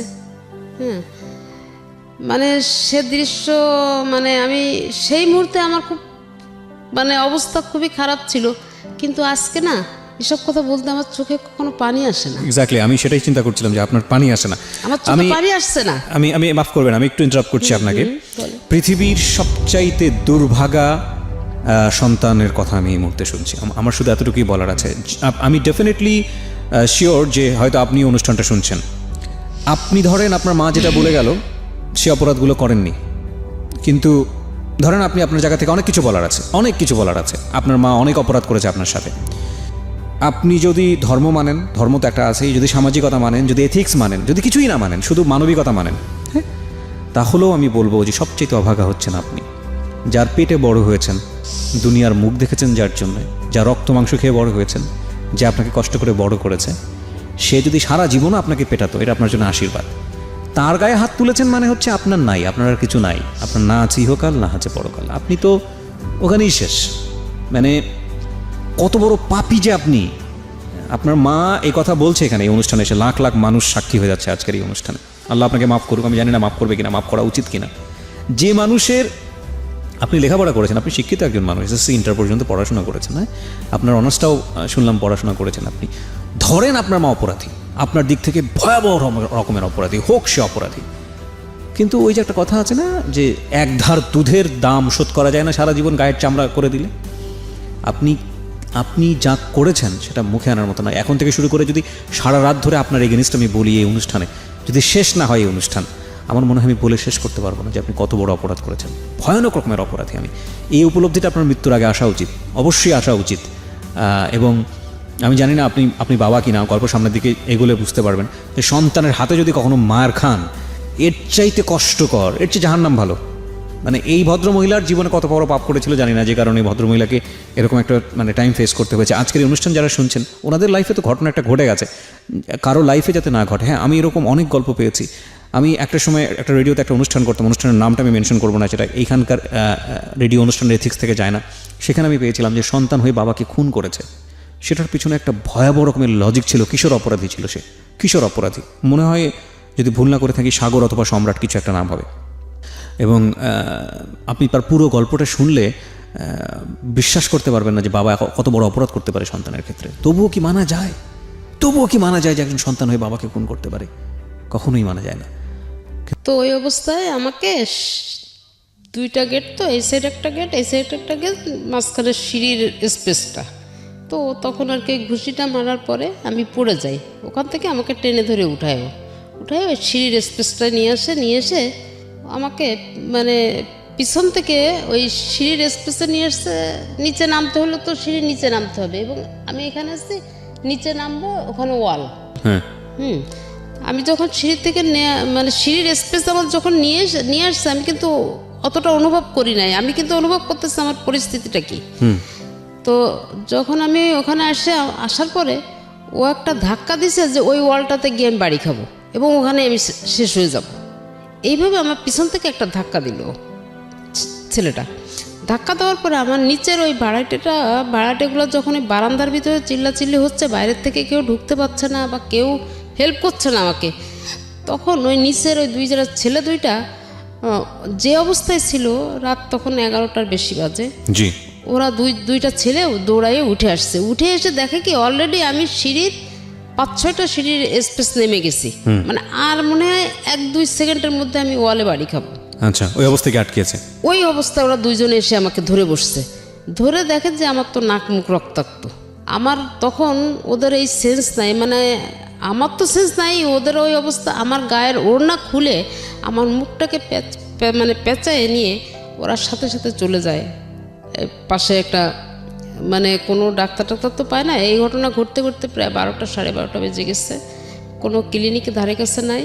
তো ওরা তখন একটা মেডিসিনের দোকানে নিয়ে গিয়ে ওখানে নিয়ে আমাকে ড্রেসিং করে নিয়ে এসে আমাকে নিচতলায় রাখে, আবার একটা ভাড়াটের ঘরে রাখে। তো এই যখন আপনি ড্রেসিং করালেন কারো কাছ থেকে, কোনো হাসপাতালে করেছিলেন নাকি কোনো ফার্মেসিতে? না, ফার্মেসিতে। সাধারণত এরকম ঘটনা ঘটলে please go to a hospital, সরকারি হাসপাতালে যাবেন। সরকারি হাসপাতালগুলোতে আমি যত জানি ওয়ান স্টপ সার্ভিস আছে, এবং ওখানে গিয়ে আপনারা একটা মেডিকেল সার্টিফিকেট নিয়ে নেবেন যে আপনাকে ফিজিক্যালি অ্যাসাল্ট করা হয়েছে। আমি বিশেষ করে বাবা মার শুধু না, যে কারো ক্ষেত্রে আমি বলছি, সরকারি হাসপাতালে গেলে আপনাদেরকে এরকম একটা সার্টিফিকেট দেওয়া হবে যে আপনাকে ফিজিক্যালি অ্যাসাল্ট করা হয়েছে। কে করেছে আপনি চাইলে নামটা ওখানে মেনশন করতে পারেন। পরবর্তীতে আপনি যদি কোনো আইনি অ্যাকশন নেন, আপনার এই কাগজটা অবশ্যই লাগবে এবং এটার ভিত্তিতেই হবে, নইলে আসলে পরবর্তীতে আর কোনো কাজে লাগে না এগুলা। হ্যাঁ, তারপরে ওই অবস্থায় আমি তো আমার মুখ টুকের অবস্থা খুবই খারাপ ছিল, খাওয়া দাওয়া করতে পারছিলাম না, মানে গলা টলা ফুলে গেছে এবং গলায় ওর আবার হাতের নখ বড় বড়, এসব জায়গা সব মানে একদম কেটে কেটে গেছে আর কি, মানে ব্লেড দিয়ে টান দিলে যেমন। আপনি মা, আমি বিশ্বাস করি আপনি যা বলবেন আজকের অনুষ্ঠানে সবই সত্য বলবেন, এবং আপনি যে যার এগেইনস্টে বলছেন পৃথিবীতে সবচেয়ে কাছের মানুষই আপনার, সে আপনার সাথে থাকুক আর না থাকুক, হ্যাঁ, আপনি তাকে পেটে ধরেছেন, এটাই আপনার সম্পদ। এবং আমি যত জানি আপনার সন্তান একটাই, রাইট? এরপর আর সন্তান হয়নি, সেটারও একটা স্টোরি আছে। আপনি আমাকে বলেন তো, আপনার সন্তান যে ইমব্যালেন্স আচরণ করছে, একটা মাত্র সন্তান, তাও ছেলে সন্তান, যার প্রতি আপনারা কোনো অন্যায় আচরণ করেননি, তখন যে ঘটনাটা আপনি বলছেন, সেই সময় বাবা মারা যাওয়ার পরে ওর ভিতরে কি কোনো আশঙ্কা ছিল যে আপনি অন্য কারোর সাথে সংসার করতে যাচ্ছেন, বা আপনাকে নিয়ে কোনো ছেলের সাথে কেউ কোনো গুজব শুনেছে?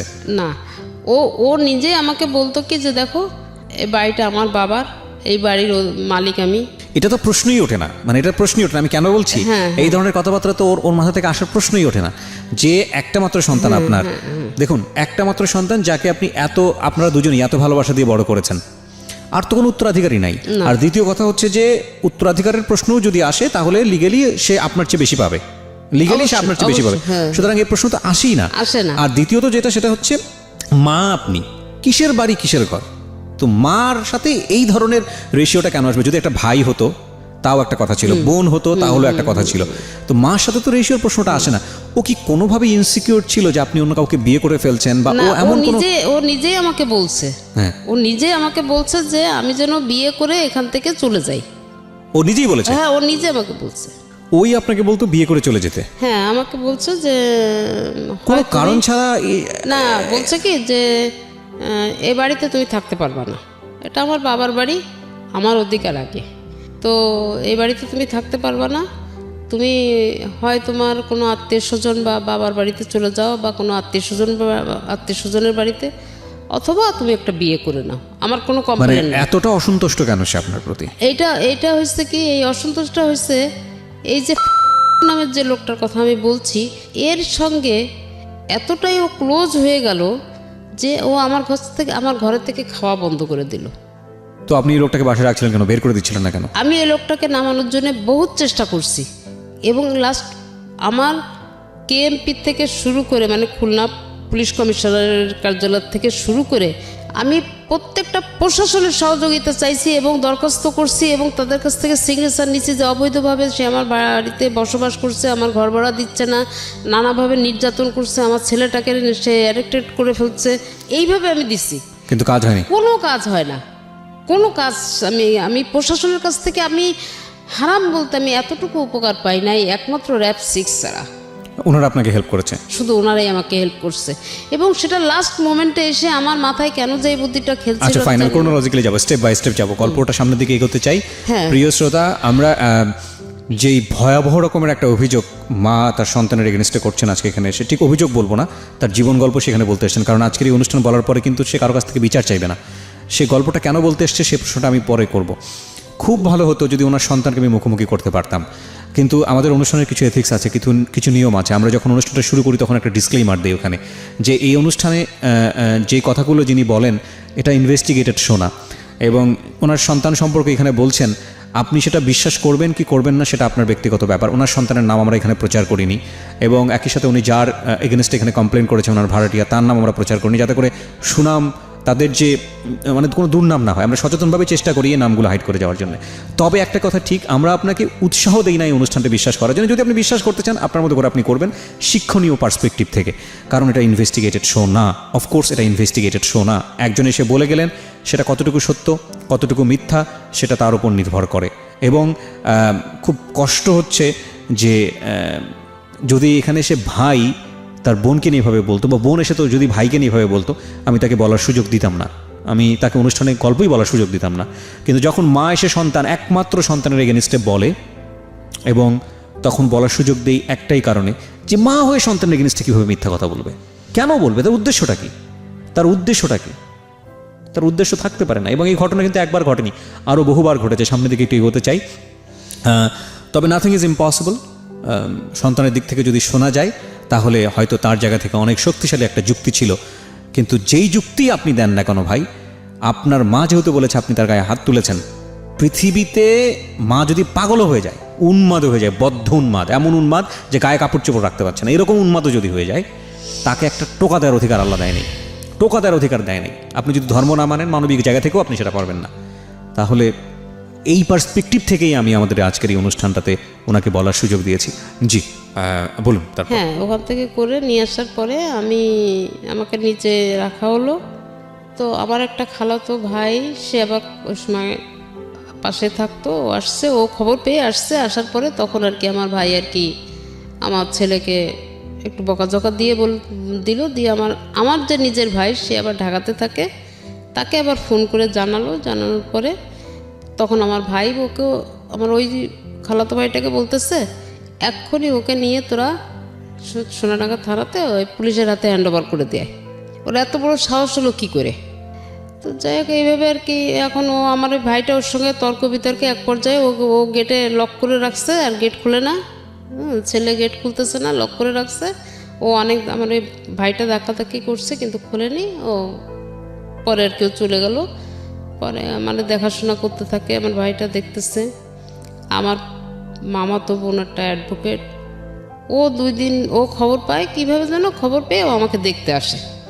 দেখতে আসার পরে ও আমাকে দেখে বলতেছে যে আপা এই কী অবস্থা, এটা তো ঠিক না, আসলে ওর বিরুদ্ধে একটা ব্যবস্থা নেওয়া দরকার। ও তো অনেক দিন থেকে এইরকম তো তোমাকে ডিস্টার্ব করতেছে, একটা মামলা করে দাও ওর নামে, ওকে জেলে ঢুকানোর ব্যবস্থা করে দিই, কিছুদিন একটু থেকে দেখি একটু শিক্ষা হয় কিনা। তো আমার ওই বোন আছে, মামাতো বোন, তারপরে মামা, খালাতো ভাই, মোটামুটি ফ্যামিলির বেশ কিছু লোকজন আছে অ্যাডভোকেট খুলনাতে। তারা মিলে সবাই একটা পরামর্শ করলো, করে ওকে একটা মামলা দিয়ে, কোর্টের মাধ্যমে একটা মামলা দিয়ে ওকে জেলে দেওয়া হলো। দেওয়ার পরে তখন আর কি করলো, তখন 12 দিনের মাথায় ওকে 65 বললো যে 65,000 টাকা খরচ করে ওকে বের করে নিয়ে আসলো। ওকে। তো ওই সময়টায় ওই যে ছেলে মারছে, আমি অসুস্থ, ওই সময় আমি আমার আম্মার কাছে গিয়ে থাকি আর কি, পাশাপাশি তো খুব বেশি একটা দূর না। আমি আম্মার কাছে গিয়ে থাকি। তো ওই সময় একটু সুস্থ হওয়ার পরে ওই এদিকে ছেলেও বেরোয় আসছে, আমি একটু সুস্থ হইলাম, বাসায় আসলাম। বাসায় এসে দেখি কি যে আমার আলমারি ভেঙে, আমার আলমারি ভেঙে আলমারির ভিতরে আমার 7.5 ভরি অর্নামেন্টস ছিল, সেটা নিয়ে গেছে আমার ছেলে। হ্যাঁ, আমার ঘরের দরজা ভেঙে ফেলছে। ওকে। ঘরের দরজায় যে হ্যাজবোল্টটা দেওয়া, লকটা দেওয়া, এই লকটাকে কাটছে। জি। কেটে আমার ল্যান্ডফোন, টিভি, গ্যাসের সিলিন্ডার, আমাদের ওখানে তো সিলিন্ডার ব্যবহার করি আমরা, সিলিন্ডার, তারপরে হচ্ছে যে আলমারির ভিতর থেকে আমার কাপড় চোপড়, আমার শীতের কাপড়, আমার পার্সপত্র, সার্টিফিকেট এবং আমার ফাইলপত্র যেখানে যা ছিল নেওয়ার মতন সব কিছু নিয়ে গিয়ে আমাদের যে দোতলায় পুরো একটা ফ্ল্যাট, তো একটা ফ্ল্যাটের মাঝখানে ও পার্টিশন দিয়ে দিচ্ছে ইট দিয়ে গেঁথে। ওকে। দিয়ে আমারটা সেপারেট করে ফেলছে, ওরটা সেপারেট করে ফেলছে। ও আমার ফ্রিজ ট্রিজ সব নিয়ে গেছে। আচ্ছা। তো আমি যখন বাসায় আসলাম, বাসায় আসার পরে আমি পরিস্থিতি তো দেখলাম, দেখে চুপচাপ আছি।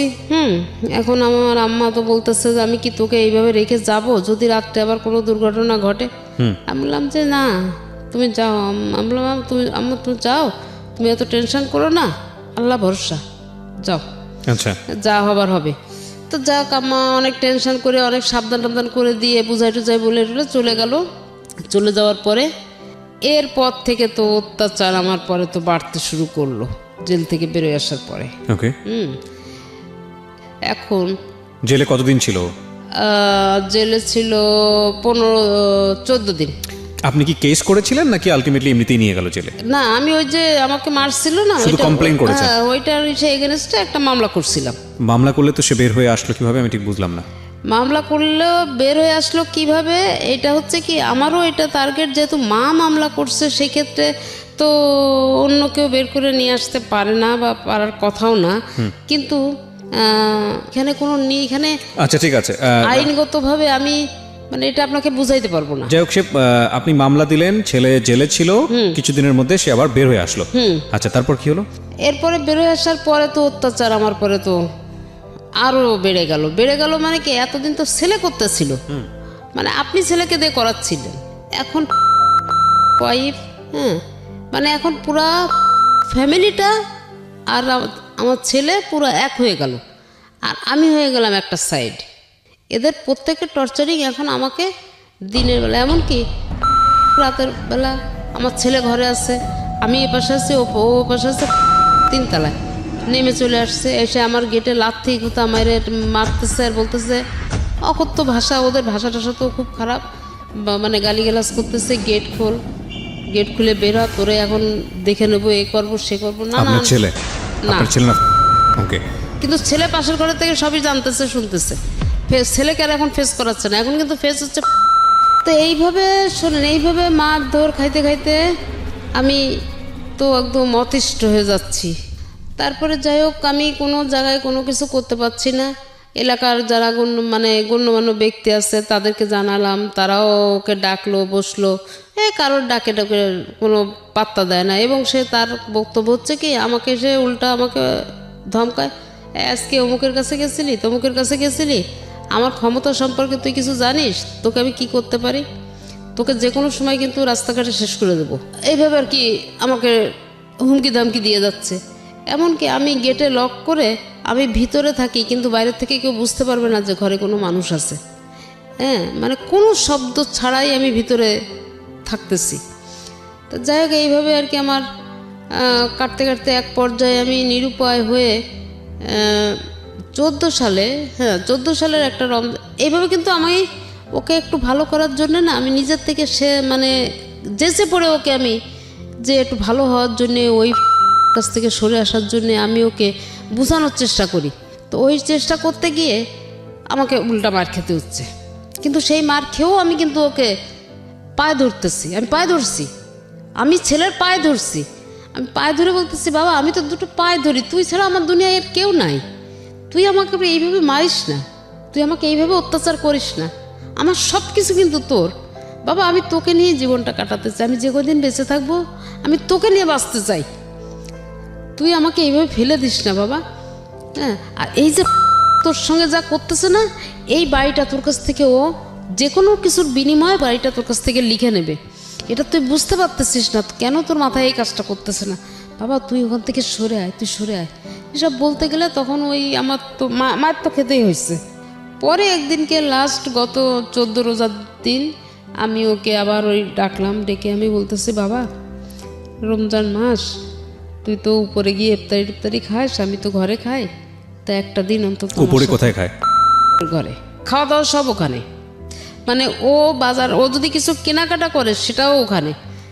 এমনও আমি নিজের চোখে দেখছি, আমি এরকম আমার বারান্দায় বসে আছি, বারান্দার সিঁড়ি দিয়ে তো উঠতে হয়, আমার সিঁড়ির পাশেই বারান্দায় বসে আছি, দেখি 10 কেজি আম নিয়ে যাচ্ছে, 2টা প্যাকেটে 10 কেজি আম নিয়ে উপরে উঠতেছে রোজার মাসে। আমি একটা আমও সে বছর খেতে পারি নাই। তো ভাড়া কি ভাড়াটিয়ারা ওকে দিত না আপনাকে দিত? ভাড়া ওর অংশের ভাড়া ওকে দিত, আমার অংশের ভাড়া আমাকেই দিত। ওর এই যে মারামারির ঘটনাটা হওয়ার পরে আমি কমিশনারকে জানানোর পরে কমিশনার আর কি ভাগ করে তো দিছে আগে, তারপরে আমার ভাড়াটাও আবার নিবে। আচ্ছা, তো এটা নিয়ে আর কি তোর সমস্যা হয়। তো যাই হোক ওইভাবে চলতেছে। তো আমি একদিন করে বললাম যে বাবা রোজার মাস, রাত্রে ভোররাত্রে তুই কোথায় গিয়ে খাবি, কি করবি, তা আমার সঙ্গে তুই ইফতারি করিস আর না করিস, অন্তত ভোররাত্রে আমার সাথে ভাত কাটা খাস। তো এই কথা বলার পরে বললো কি যে আমার কি খাওয়ার জায়গার অভাব আছে নাকি যে তোমারটা খাইতে হবে? তাই বললাম না, এটা আমার মনেতে বলতেছে যে রোজার মাসে হয়তো বা খেয়ে থাকবি না খেয়ে থাকবি, তুই তো রোজা কখনো ছাড়িস না। তো যাই হোক আর কি, অনেক বোঝানোর পরে ও আমার কথা শুনতেছে না, আমাকে ধাক্কা দিয়ে মানে ওর ঘরের বারান্দা থেকে বের করে দিচ্ছে, খুবই করতেছে। আর আমি খালি ওর পায়ে ধরে বলতেছি, বাবা তুই একটু রোজার মাসটা আমার সাথে খা, নাইলে তোর কষ্ট হয়ে যাবে, তুই না খেয়ে রোজা থাকতে পারবি না বাবা। তো এগুলো বলা টলার পরে লাস্টে এক পর্যায়ে আমি যখন ওর পাটা আর কি ধরে আসছি, ওই অবস্থায় ও আমাকে এইভাবে কোলে করে তুলে এইভাবে ধরে চেলে মারছে। মারার সাথে আমার এই পাশটা লাগছে, বুঝছেন, কোমরের থেকে একদম পুরো এই সাইডটা লাগছে, প্রায় ব্যথা করে। আমি পেন ক্লিয়ার খাই, এটা খাওয়ার পরে একটু কমে, হয়তো দেখা যায় 5-7 দিন 1 সপ্তাহ ভালো থাকি। তো এই করতে করতে তো 4 বছর পার হয়ে গেছে। 5 বছর চলতেছে এই অবস্থায়। এখন তো আমার এই সাইড প্যারালাইজড হয়ে গেল হঠাৎ করে। এখন ট্রিটমেন্ট চলতেছে আর কি আমার পায়ের।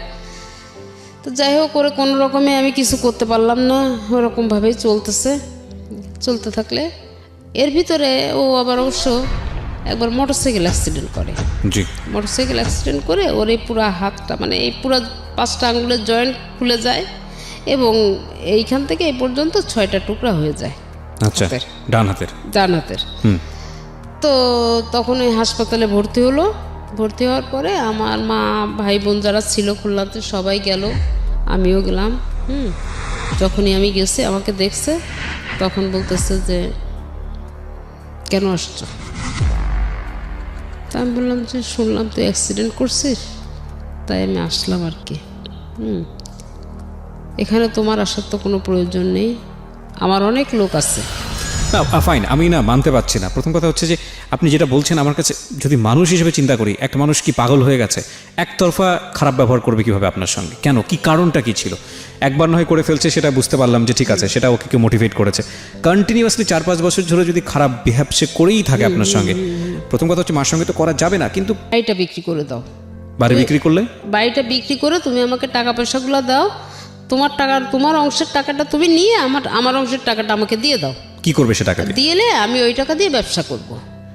লেখাপড়া বাদ দিয়ে এইসব করার চিন্তা ভাবনা করছে? এই ব্যবসা তো বাড়ি বিক্রি করে? হ্যাঁ, বাড়ি বিক্রি করে। ওকে। তো এইটার বাধা হয়েছিলাম আমি। ওকে, যে কারণে সবকিছুতেই আপনাকে দেখতে পাচ্ছি না। এই একটাই কারণ। আমি যদি প্রথম চান্সে এটা রাজি হতাম তাহলে হয়তো জিনিসটা আজকে এত দূর পর্যন্ত আসতো না। আচ্ছা, ঠিক আছে, বলেন তারপর। তো যাই হোক, আমি ওইভাবে হাসপাতালে তখন আমি ওকে দেখতে গেলাম। ওই যখন ওটিতে ঢুকাবে ওকে অপারেশনের জন্য, তখন আমি গেলাম ওখানে। যাওয়ার পরে আমারও বলতেছে যে তুই যদি এখান থেকে না যাস আমি ওটিতে ঢুকবো না, আমি কিন্তু এখনই এই হাসপাতাল থেকে বেরোয় চলে যাব। তা আমি বলতেছি কি, কেন, আমি কি করছি তোর? তা বলছে কি যে তুই তো আমার জীবনটা শেষ করে দিলি।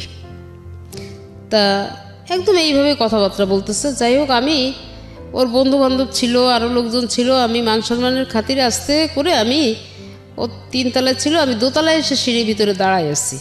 যখন ওকে ওটিতে ঢুকাইলো তখন আমি ওটির সামনে গিয়ে দাঁড়ালাম। পরে যখন ওর অপারেশন করে বের করলো, তখন তো সেন্স ছিল না, তখন আমি কাছে গেলাম, মাথাটাতে একটু হাত টাত দিলাম, দিয়ে ওখানে কাছে কিছু সময় বসলাম। বসার পরে ওর বন্ধুবান্ধব বললো কি যে আন্টি আপনি এক কাজ করেন, আপনি বাসায় চলে যান, আমরা আছি, যদি কোনো সমস্যা হয় আমরা খবর দেব। আমি জানি যে আমার ছেলে আবার কোলবালিশ ছাড়া ঘুমাতে পারে না। তা আমি বাসায় গেছি, মানে ধরেন আমার বাসার থেকে ক্লিনিক পর্যন্ত আসতে 3 থেকে 4 মিনিট লাগে হেঁটে আসলে। জি। তা আমি আবার এটা জানি, আমি তো ওটা জানি যে ও তো সেন্স ফিরলেই কোলবালিশ খুঁজবে। তা আমি ভোর যখন 5টা বাজে, আজান হয়ে গেছে, 5টা বেজে গেছে, তখন আমি একটা কোলবালিশ হাতে করে নিয়ে আস্তে আস্তে ক্লিনিকে আসলাম। এসে ওই বালিশটা রেখে গেলাম, মানে ওর বন্ধুদের হাতে দিয়ে গেলাম, আর বললাম যে ওর কী অবস্থা, একটু মাথাটাতে হাত বুলাই দিয়ে চলে গেলাম। চলে যাওয়ার পরে তারপরে ও জিজ্ঞেস করছে বালিশ কে দিয়ে গেছে, তা বলছে যে তা আন্টি এসে দিয়ে গেছে। যাই হোক, ওইভাবে আর কি ও সেখান থেকে ক্লিনিক থেকে বের হলো। কিন্তু আমি ওই যে কয়দিন ক্লিনিকে ছিল, আমি গেলে ওর রুমে আমাকে ঢুকতে দিত না। তো ওর রুমের সোজা আবার সিঁড়িটা, তা আমি ওই সিঁড়ির ওই কোনায় দাঁড়ায় ওকে একটু দেখতাম। বাসায় তো মন টিকতো না, কারণ আমার তো বাসায় আর কেউ নাই। তা আমি ওই দূরে দাঁড়ায় দাঁড়ায় আর কি যতটুকু সময় সম্ভব হতো আমি ওই এরকম সিঁড়ির ভিতরে দাঁড়ায় ওকে দেখতাম, ও যাতে আমাকে দেখতে না পায়, এইভাবে দেখে টেকে আমি চলে যেতাম। তারপরে যাই হোক, আস্তে আস্তে যখন একটু সুস্থ হলো, রিলিজ দিল, বাসায় গেল, তখন আর কি আমি ওকে ওর ঘরে গেলাম দেখতে। তখন আমাকে বলতেছে যে তুমি কেন আসছো দেখতে? তাই আমি বললাম হাসপাতাল থেকে রিলিজ নিয়ে আসলি তো ওখানে তো টাকায় শর্ট পড়ছিল, আমি তো ওখানে কিছু টাকা দিলাম। আর কোনো কথা বলে না, ওইভাবে আসছে। এর ভিতরে হচ্ছে কি একটা মেয়ের সঙ্গে ওর একটু রিলেশন হয়। আচ্ছা। তো মেয়েটাকে আমাকে দেখাতেও নিয়ে আসতে চায়, তো আমিও বলি যে ঠিক আছে। এই মানে দেখাতে নিয়ে আসতে চাই মানে হচ্ছে এই এরকম ঘটনার মধ্যে যেখানে আপনাকে হাসপাতালে দেখতে দিতে চায় না? না, সেইখানে ওই মেয়েটা থাকে, মেয়েটা সেখানে ওর কাছেই থাকে কিন্তু। আর ওই মেয়েটা থাকার কারণে কিন্তু না সেটা অন্য হিসাব। আপনাকে যেখানে ওটিতে আপনাকে দেখলে ওটিতে ঢুকতে যাচ্ছে না, সেখানে মেয়ের সঙ্গে সম্পর্ক করে আপনাকে দেখাতে চাবে কেন? না এটাই যে সুস্থ হওয়ার পরে। সুস্থ বলতে মানে ওটি সুস্থ হয়েছে বুঝলাম, কিন্তু সম্পর্কটা তো সুস্থ হয়নি। মানে আমি বলতে চাচ্ছি এই কারণে যে যেখানে আপনাকে কোনো কিছুতেই প্রাধান্য দিচ্ছে না, সেখানে কোনো একটা মেয়ের সঙ্গে সম্পর্ক হলে আপনাকে কেন দেখাতে যাচ্ছে, আমি তো বুঝতে পারছি না। না তো ওইটা হয়েছে কি, তখন আর কি ও একটু মনে হয় কিছু হয়তো নিজের ভুল বুঝতে পারলেও পারছে, আচ্ছা। একটু স্বাভাবিক হয়ে আমার সঙ্গে একটু কথাবার্তা বলে আর কি। যাই হোক আপনাকে দেখাতে চেয়েছে। হ্যাঁ, এখন মেয়েটা পছন্দ করছে, মানে আমি ওকে বিয়ে দেওয়ার জন্য বলতেছি যে বাবা এখন একটা বিয়ে শাদী কর, তাহলে দেখি একটু ঘর সংসারের দিকে তোর মন আসবে। হ্যাঁ, তা বলছে বিয়ে করে কি খাওয়াবো কি? আমি বলছি আমি যখন তোকে খাওয়াইতে পারতেছি, তা আর একটা মেয়ে নিয়ে আসলে তাকেও আমি খাওয়াইতে পারবো। আমার যদি একটা মেয়ে থাকতো তা আমি তো তাকে দেখতাম, আমি তো আর অন্যের পরে ছেড়ে দিতাম না। তো এইভাবে বলা টলার পরেও একদিনকে আমাকে বলতেছে তাহলে আমি মেয়েটাকে নিয়ে আসি, তুমি দেখবো? তাহলে আমি নিয়ে আসি। এবার হ্যাঁ ঠিক আছে নিয়ে আসো। এখন নিয়ে আসার পরে মেয়েটা দেখে আমার কিন্তু আসলে পছন্দ হয়নি। হ্যাঁ, তো এতটুকু সময় ছিল যে মেয়েটার ওর পরিচয়টা ভালোভাবে আমার জানার মতো সুযোগ হয়নি। হ্যাঁ, 5-7 মিনিট ছিল আর কি। তো মেয়েটা চলে যাওয়ার পরে আমার ছেলে যখন বাসায় আসলো, আমি তখন ওকে বললাম যে আচ্ছা ওদের বাড়িটা কোথায়? তা বললো তো বাবা, ওরা কয় ভাই বোন, বাবা মা কি করে? তা বলতেছে যে আমি ওর বাবা মা কী করে এটা আমি বলতে পারবো না, ওরা হচ্ছে 3 বোন আর 1 ভাই, ও হচ্ছে বোনদের মধ্যে ছোট। জি। তাই আমি বললাম কি যে তুই একটা মেয়ের সঙ্গে রিলেশন করলি, অথচ তার বাবা কি করে তুই এইটা বলতে পারিস না, এইটা আবার কেমন কথা বলতেছিস? তা আমার না জিনিসটা একটু সন্দেহ লাগলো। এটা লাগার পরে আমি এটা কি করলাম, আমি এটা কোনো একজন মারফতে, কারো একজন মারফতে আমি খোঁজ নিলাম যে আসলে মেয়ের বাবা কি করে। তখন আমি জানতে পারলাম যে মেয়ের বাবা একজন ট্রাক ড্রাইভার। আচ্ছা। আমি এইটার পরে না আমি একদম নিস্তব্ধ হয়ে গেলাম। পরবর্তীতে আমি ছেলেকে ডাকলাম, আবার বেশ 2-3 দিন পরে আমি ছেলেকে ডাকলাম, জিজ্ঞেস করলাম। ছেলে বলল যে আসলে তো আমি জানি না। আমি বলছি কি আমি তো শুনলাম যে ওর বাবা নাকি ট্রাক ড্রাইভার। তা বলছে না আমি তো এটা শিওর না। তখন আমি বললাম যে তুমি যদি এরকম, যদি তুমি শিওর হও আর নাই হও, যদি এরকম কিছু হয় তাহলে কিন্তু আমি বাবা এইটা মেনে নিতে পারবো না, কারণ আমার ফ্যামিলির কাছে আমি পরিচয় দিতে পারবো না যে তুমি কি করছো।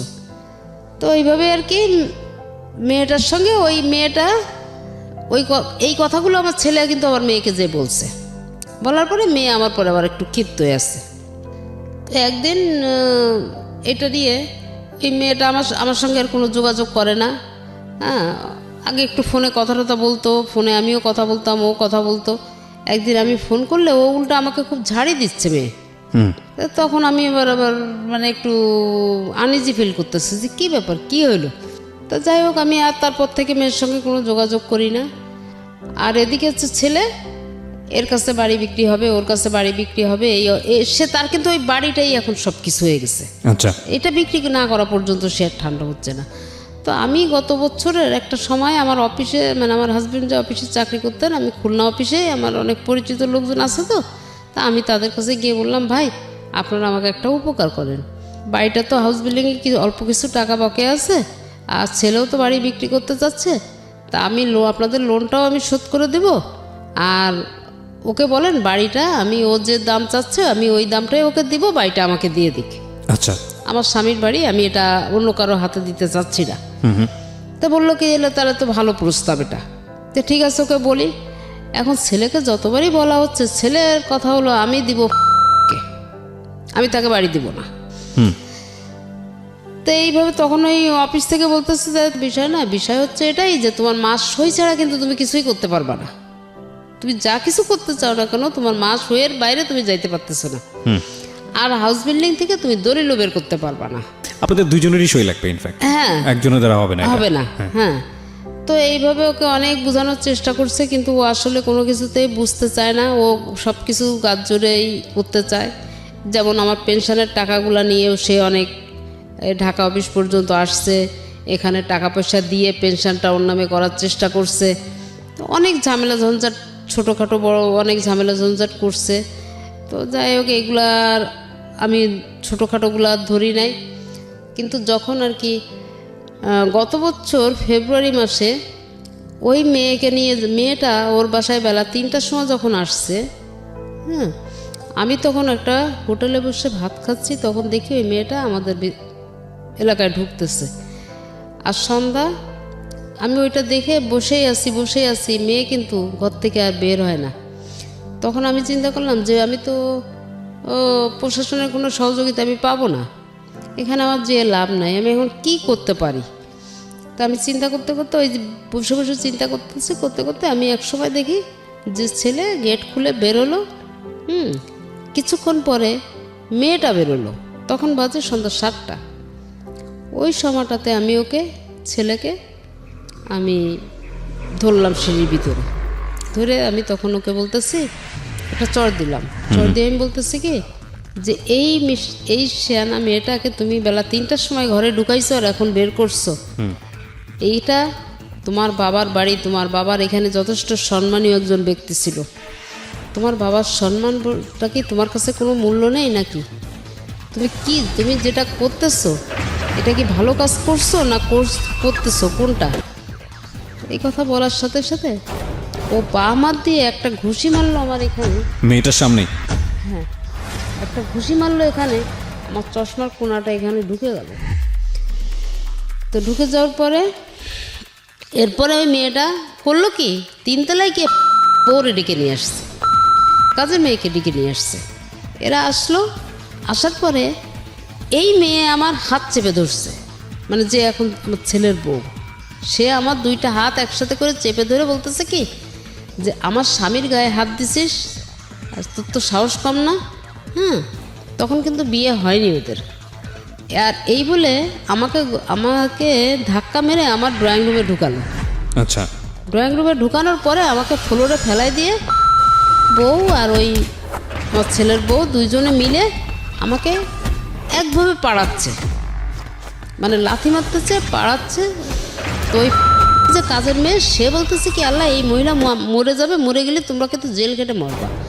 তো এইভাবে আর কি ওই কাজের মেয়েটা আর কি যাই হোক আমাকে সেভ করে ওখান থেকে।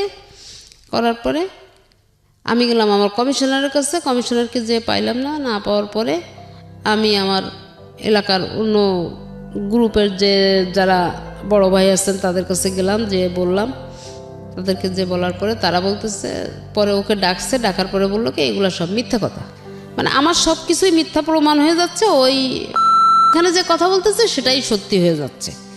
তো এক পর্যায়ে তখন আমি দেখলাম যে আমার তো আর কোনো পরিস্থিতি, তো আমি আসলে কোথাও গিয়ে তো ঠাঁই পাচ্ছি না, কি করি। তো বাসায় এসে রাত্রে এরকম কান্নাকাটি করতেছে একা একা ঘরের ভিতরে। হঠাৎ করে কি মনে হইলো, সকালবেলায় আমি উঠে আমি র‍্যাব 6-এ চলে গেলাম।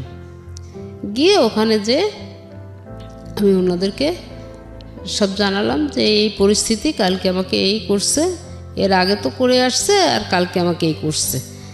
তো তখন আর কি ওনারা আর কি পরিচালকের সঙ্গে সরাসরি কথা বলার পরে উনি আর কি সহকারী পরিচালককে আমার এই বিষয়টা নিয়ে একটা দায়িত্ব দিলেন। দেওয়ার পরে উনি বিষয়টা তদন্ত করতে লোক দিল। তারা বিষয়টা তদন্ত করলো প্রায় 15 দিন ধরে। ওকে। তদন্ত করার পরে যখন ঘটনাটা সত্য বলে প্রমাণিত হলো, তখন একদিনকে এসে আমি ঘরে আছি, সেই অবস্থায় আমি বারান্দায় দাঁড়ানো আছি, আমার সামনে দিয়ে ছেলেটাকে ধরে নিয়ে চলে গেল র্যাবে। ওকে, ধরে নিয়ে গেল। তো কিন্তু ছেলেটা ওই মুহূর্তে কিন্তু ও যদি আমাকে একটা বারের জন্য আমাকে বলতো যে মা তুমি আমাকে বাঁচাও, তাহলে কিন্তু আমার আর কোনো কথা বলার ছিল না ওইখানে। কিন্তু তা সে বলেনি, তার অহংকারের জায়গাটা সে ঠিক রাখছে। তো যাই হোক ছেলেকে নিয়ে চলে গেল। ওই দিনকে নিয়ে যাওয়ার পরে ওকে র্যাবের যা ব্যবস্থা নেওয়ার সেটা নিল। দ্বিতীয় দিন যখন ওকে আবার ওই নাকি নিয়ে রিমান্ডে নেওয়ার টাইম ছিল 5টায়, তো র্যাবের অফিস থেকে আমাকে ফোন করে আমাকে বললো যে এরকম ছেলে বলতেছে যে এরকম সে আপনার সঙ্গে মিউচুয়াল করতে চায়, সে আপনার সঙ্গেই থাকতে চায়, যা করছে ভুল করছে, সে সব কিছু তার ভুল বুঝতে পেরে সে এখন আপনাদের সঙ্গে মিলেমিশেই থাকবে। পরের দিন ওরকম 5টা থেকে ওকে রিমান্ডে নেওয়ার কথা। 5টা থেকে ওকে নিয়ে রিমান্ডে নেওয়ার কথা। আমাকে 4:30টায় ফোন দেওয়া হলো। ফোন দিয়ে বললো যে আপনি আসেন, দেখি ছেলে আপনাকে চাচ্ছে, আপনি চলে আসেন, একটা আলাপ আলোচনা করে দেখি সমাধান করে দেওয়া যায় কিনা। জি। আমি আর কি গেলাম, যাওয়ার পরে ওখানে কথাবার্তা, আমি যাওয়ার পরে ওনার সঙ্গে আমার অনেক সময় কথাবার্তা হলো ওনার রুমে বসে। এরপরে ছেলেকে নিয়ে আসতে বললো, তো ছেলেকে নিয়ে আসলো। ছেলেকে নিয়ে আসার পরে তো আমি তখন আর কি ওই ছেলেও বারান্দায় দাঁড়ানো আছে, আমিও বারান্দায় দাঁড়ানো আছি। তা আমিও ছেলের দিকে তাকাচ্ছি না, কারণ আমি দেখছি যে ও খোঁড়াতে খোঁড়াতে আসতেছে, বুঝছেন। আচ্ছা, মানে অ্যাকশন হয়েছে কিছুটা। ওকে। খোঁড়াতে খোঁড়াতে আসতেছে। তখন আমাকে একজন এসেই আবার ইশারা দিয়ে বলতেছে যে কালকে মোটামুটি ভালোই হয়েছে। তো আমি এটা শুনে আমার ভিতরে আসলে কোনো ফিলিংস নাই। তো আমি খালি মনে মনে আমি খালি ওনাকে আলাদাভাবে একটু করে বলতেছে কি, 7টা বছর তো আমি মার খাইলাম, ও না হয় 2টা ঘন্টা খাইছে, তো একটু বুঝুক, মারলে যে মারে সে বোঝে না যে যাকে মারা হচ্ছে তার কতটুকু ব্যথা লাগতেছে। তো এইটুকুও বুঝুক আর কি। এই কথার পরিপ্রেক্ষিতে তো ছেলেও দাঁড়ায় আছে, আমিও দাঁড়ায় আছি। তো ছেলে কিছুক্ষণ পরে আমাকে বলতেছে যে আম্মু। তা আমি ওর কথার কোনো উত্তর দিলাম না। পরে আবার দ্বিতীয় ডাক দেয়, তখন আমি তাকালাম, তাকাই বলছি কি যে কী হয়েছে, কিছু বলবা? তা বলতেছে যে আমি এমন কি অন্যায় করছিলাম যে আমাকে এত বড় কঠিন শাস্তি দিলা? তাই আমি বললাম, তুমি না আমাকে বলছিলা যে তোমার নাকি প্রচণ্ড ক্ষমতা খুলনা শহরে, তোমার ক্ষমতা সম্পর্কে নাকি আমার কোনো আইডিয়াই নেই, তোমরা টাকা পয়সার বিনিময়ে অনেক জায়গায় কিনে রাখছিলা, কিন্তু আমি সেটা পারি নাই। তা আমি শেষ পর্যন্ত আমি মায়ের গুঁতা খাইতে খাইতে আমি এখন এমন একটা অবস্থায় এসে দাঁড়াই গেছি যে আমি এই কঠিন একটা ডিসিশন নিতে বাধ্য হয়েছি, তুমি ওকে বাধ্য করছো। তা বলছে আমি কি এত বড়ই অপরাধ করছি? আমি বলছি কি, তো অপরাধ সবাই করে, কেউ কম আর কেউ বেশি, কিন্তু তোমার পরিমাণটা এত বেশি হয়ে গেছিলো যেটা আমি আর নিতে পারছিলাম না, তাই আমাকে একটা কঠিন ডিসিশন নিতে হলো। তো যাই হোক, এইভাবেই করার পরে ছেলে দেখে যে তবুও মা, আমি তো স্ট্রং হয়ে আছি, আমার চোখে কোনো পানি নাই, কোনো ওই নাই, যেটুকু কথা বলার শুধু মুখে বলে যাচ্ছি, কিন্তু আমার যে ভিতরটা কি হয়ে যাচ্ছে এটা তো আমি কাউকে দেখাতে পারছি না, বলতেও পারছি না। তারপরে না ও এসে আমাকে জড়ায় ধরছে, জড়ায় ধরে ও কাঁদতেছে।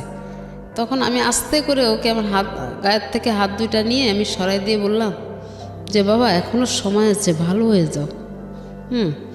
এটা বলে আমি ওকে সরাই দিলাম, কিন্তু তারপরেও কিন্তু আমি ভেঙে পড়িনি, মানে আমার চোখ দিয়ে ও এক ফোঁটা পানি দেখতে পাইনি। তো খালি বললো কি যে আম্মু তুমি এত কঠিন হয়ে গেলে। আমি বললাম কঠিন হয়ে যায়, আমাকে কঠিন হইতে তো বাধ্য করছো তোমরা। তা ওখানে যখন আমি অভিযোগ করি তখন এই নামটাম সহই আমি করছিলাম, এবং এটা জানে যে আমি ওর নামে এবং আমার ছেলের নামে কমপ্লেন করছি। এই কারণে এখন আমাকে প্রচণ্ড আকারের ভয় পায়। তো সেইভাবে আছে। ছেলে বিয়ে করছে, আমি বউটাকে নিয়ে আসি, ছেলে বউ নিয়েই আমি আসি গত বছর থেকে সংসারে। আমার ছেলে কোনো টাকা পয়সা বা কোনো খরচ খরচা কোনো কিছুই বহন করে না, কিন্তু আমি ছেলে বউকে নিয়ে আমি কিন্তু সংসার চালাই দিচ্ছি। কিন্তু ওই যে ভাগাভাগিটা আমাদের আছে না, ভাগাভাগিটা কিন্তু ঠিকই আছে।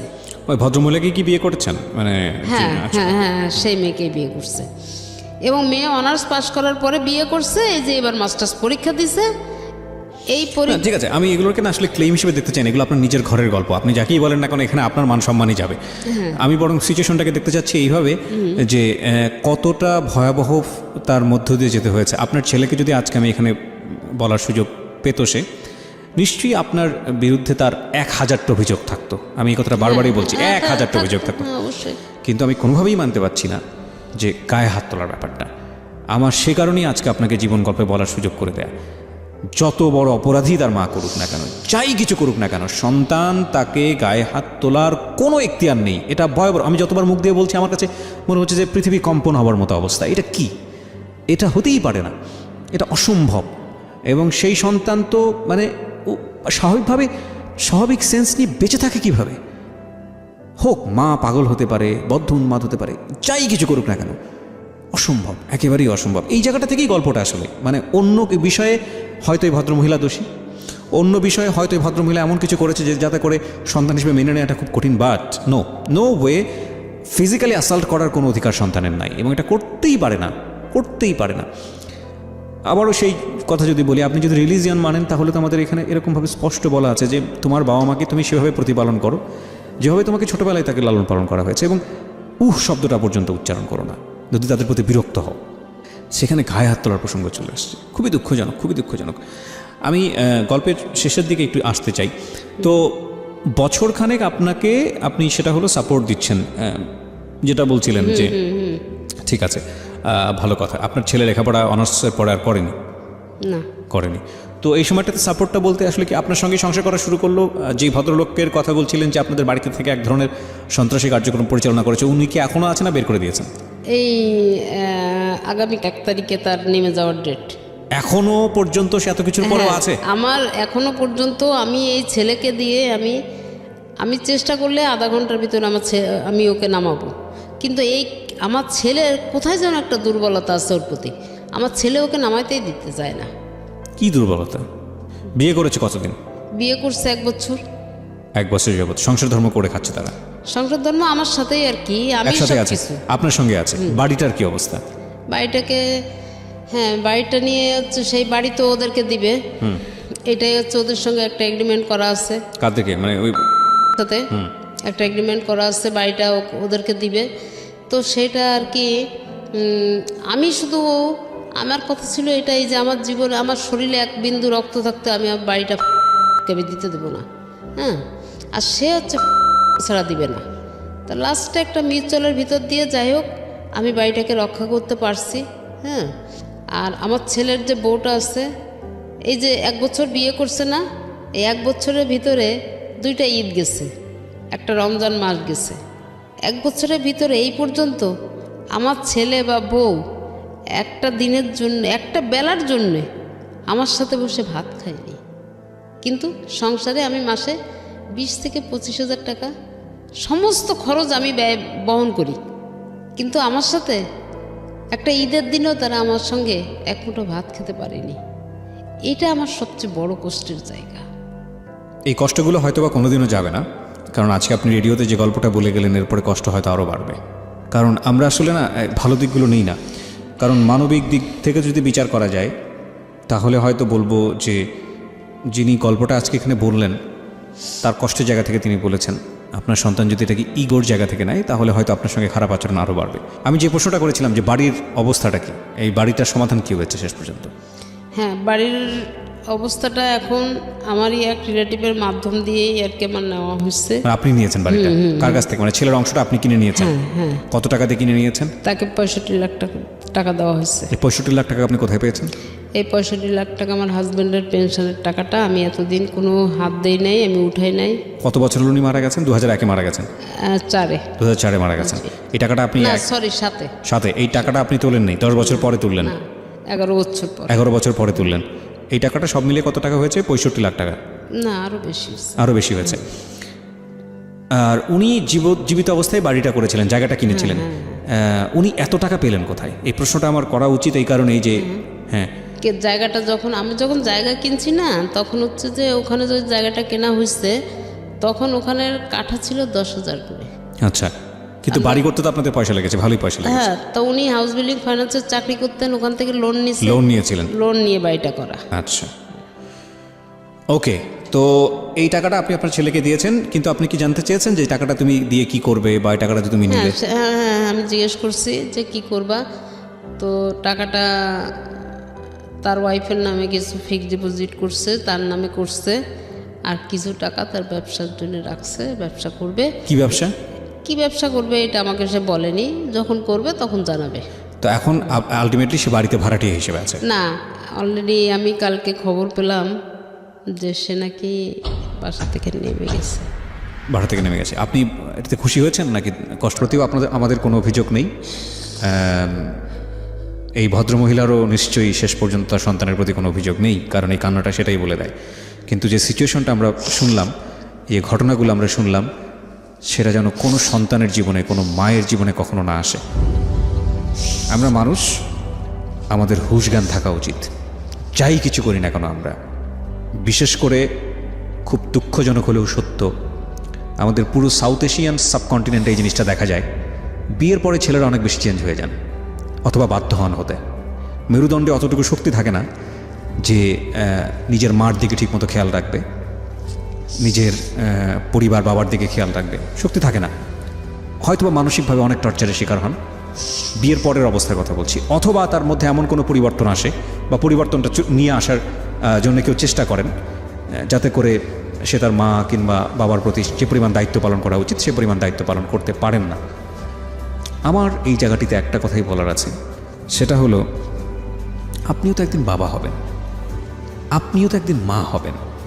হ্যাঁ, মেয়ে হয়ে জন্মিয়েছেন, কন্যা জায়া জননী একটা কথা আছে, আর বাবা হয়ে ছেলে হয়ে জন্মিয়েছেন মানে বাবা হবেন, বৃদ্ধ হবেন।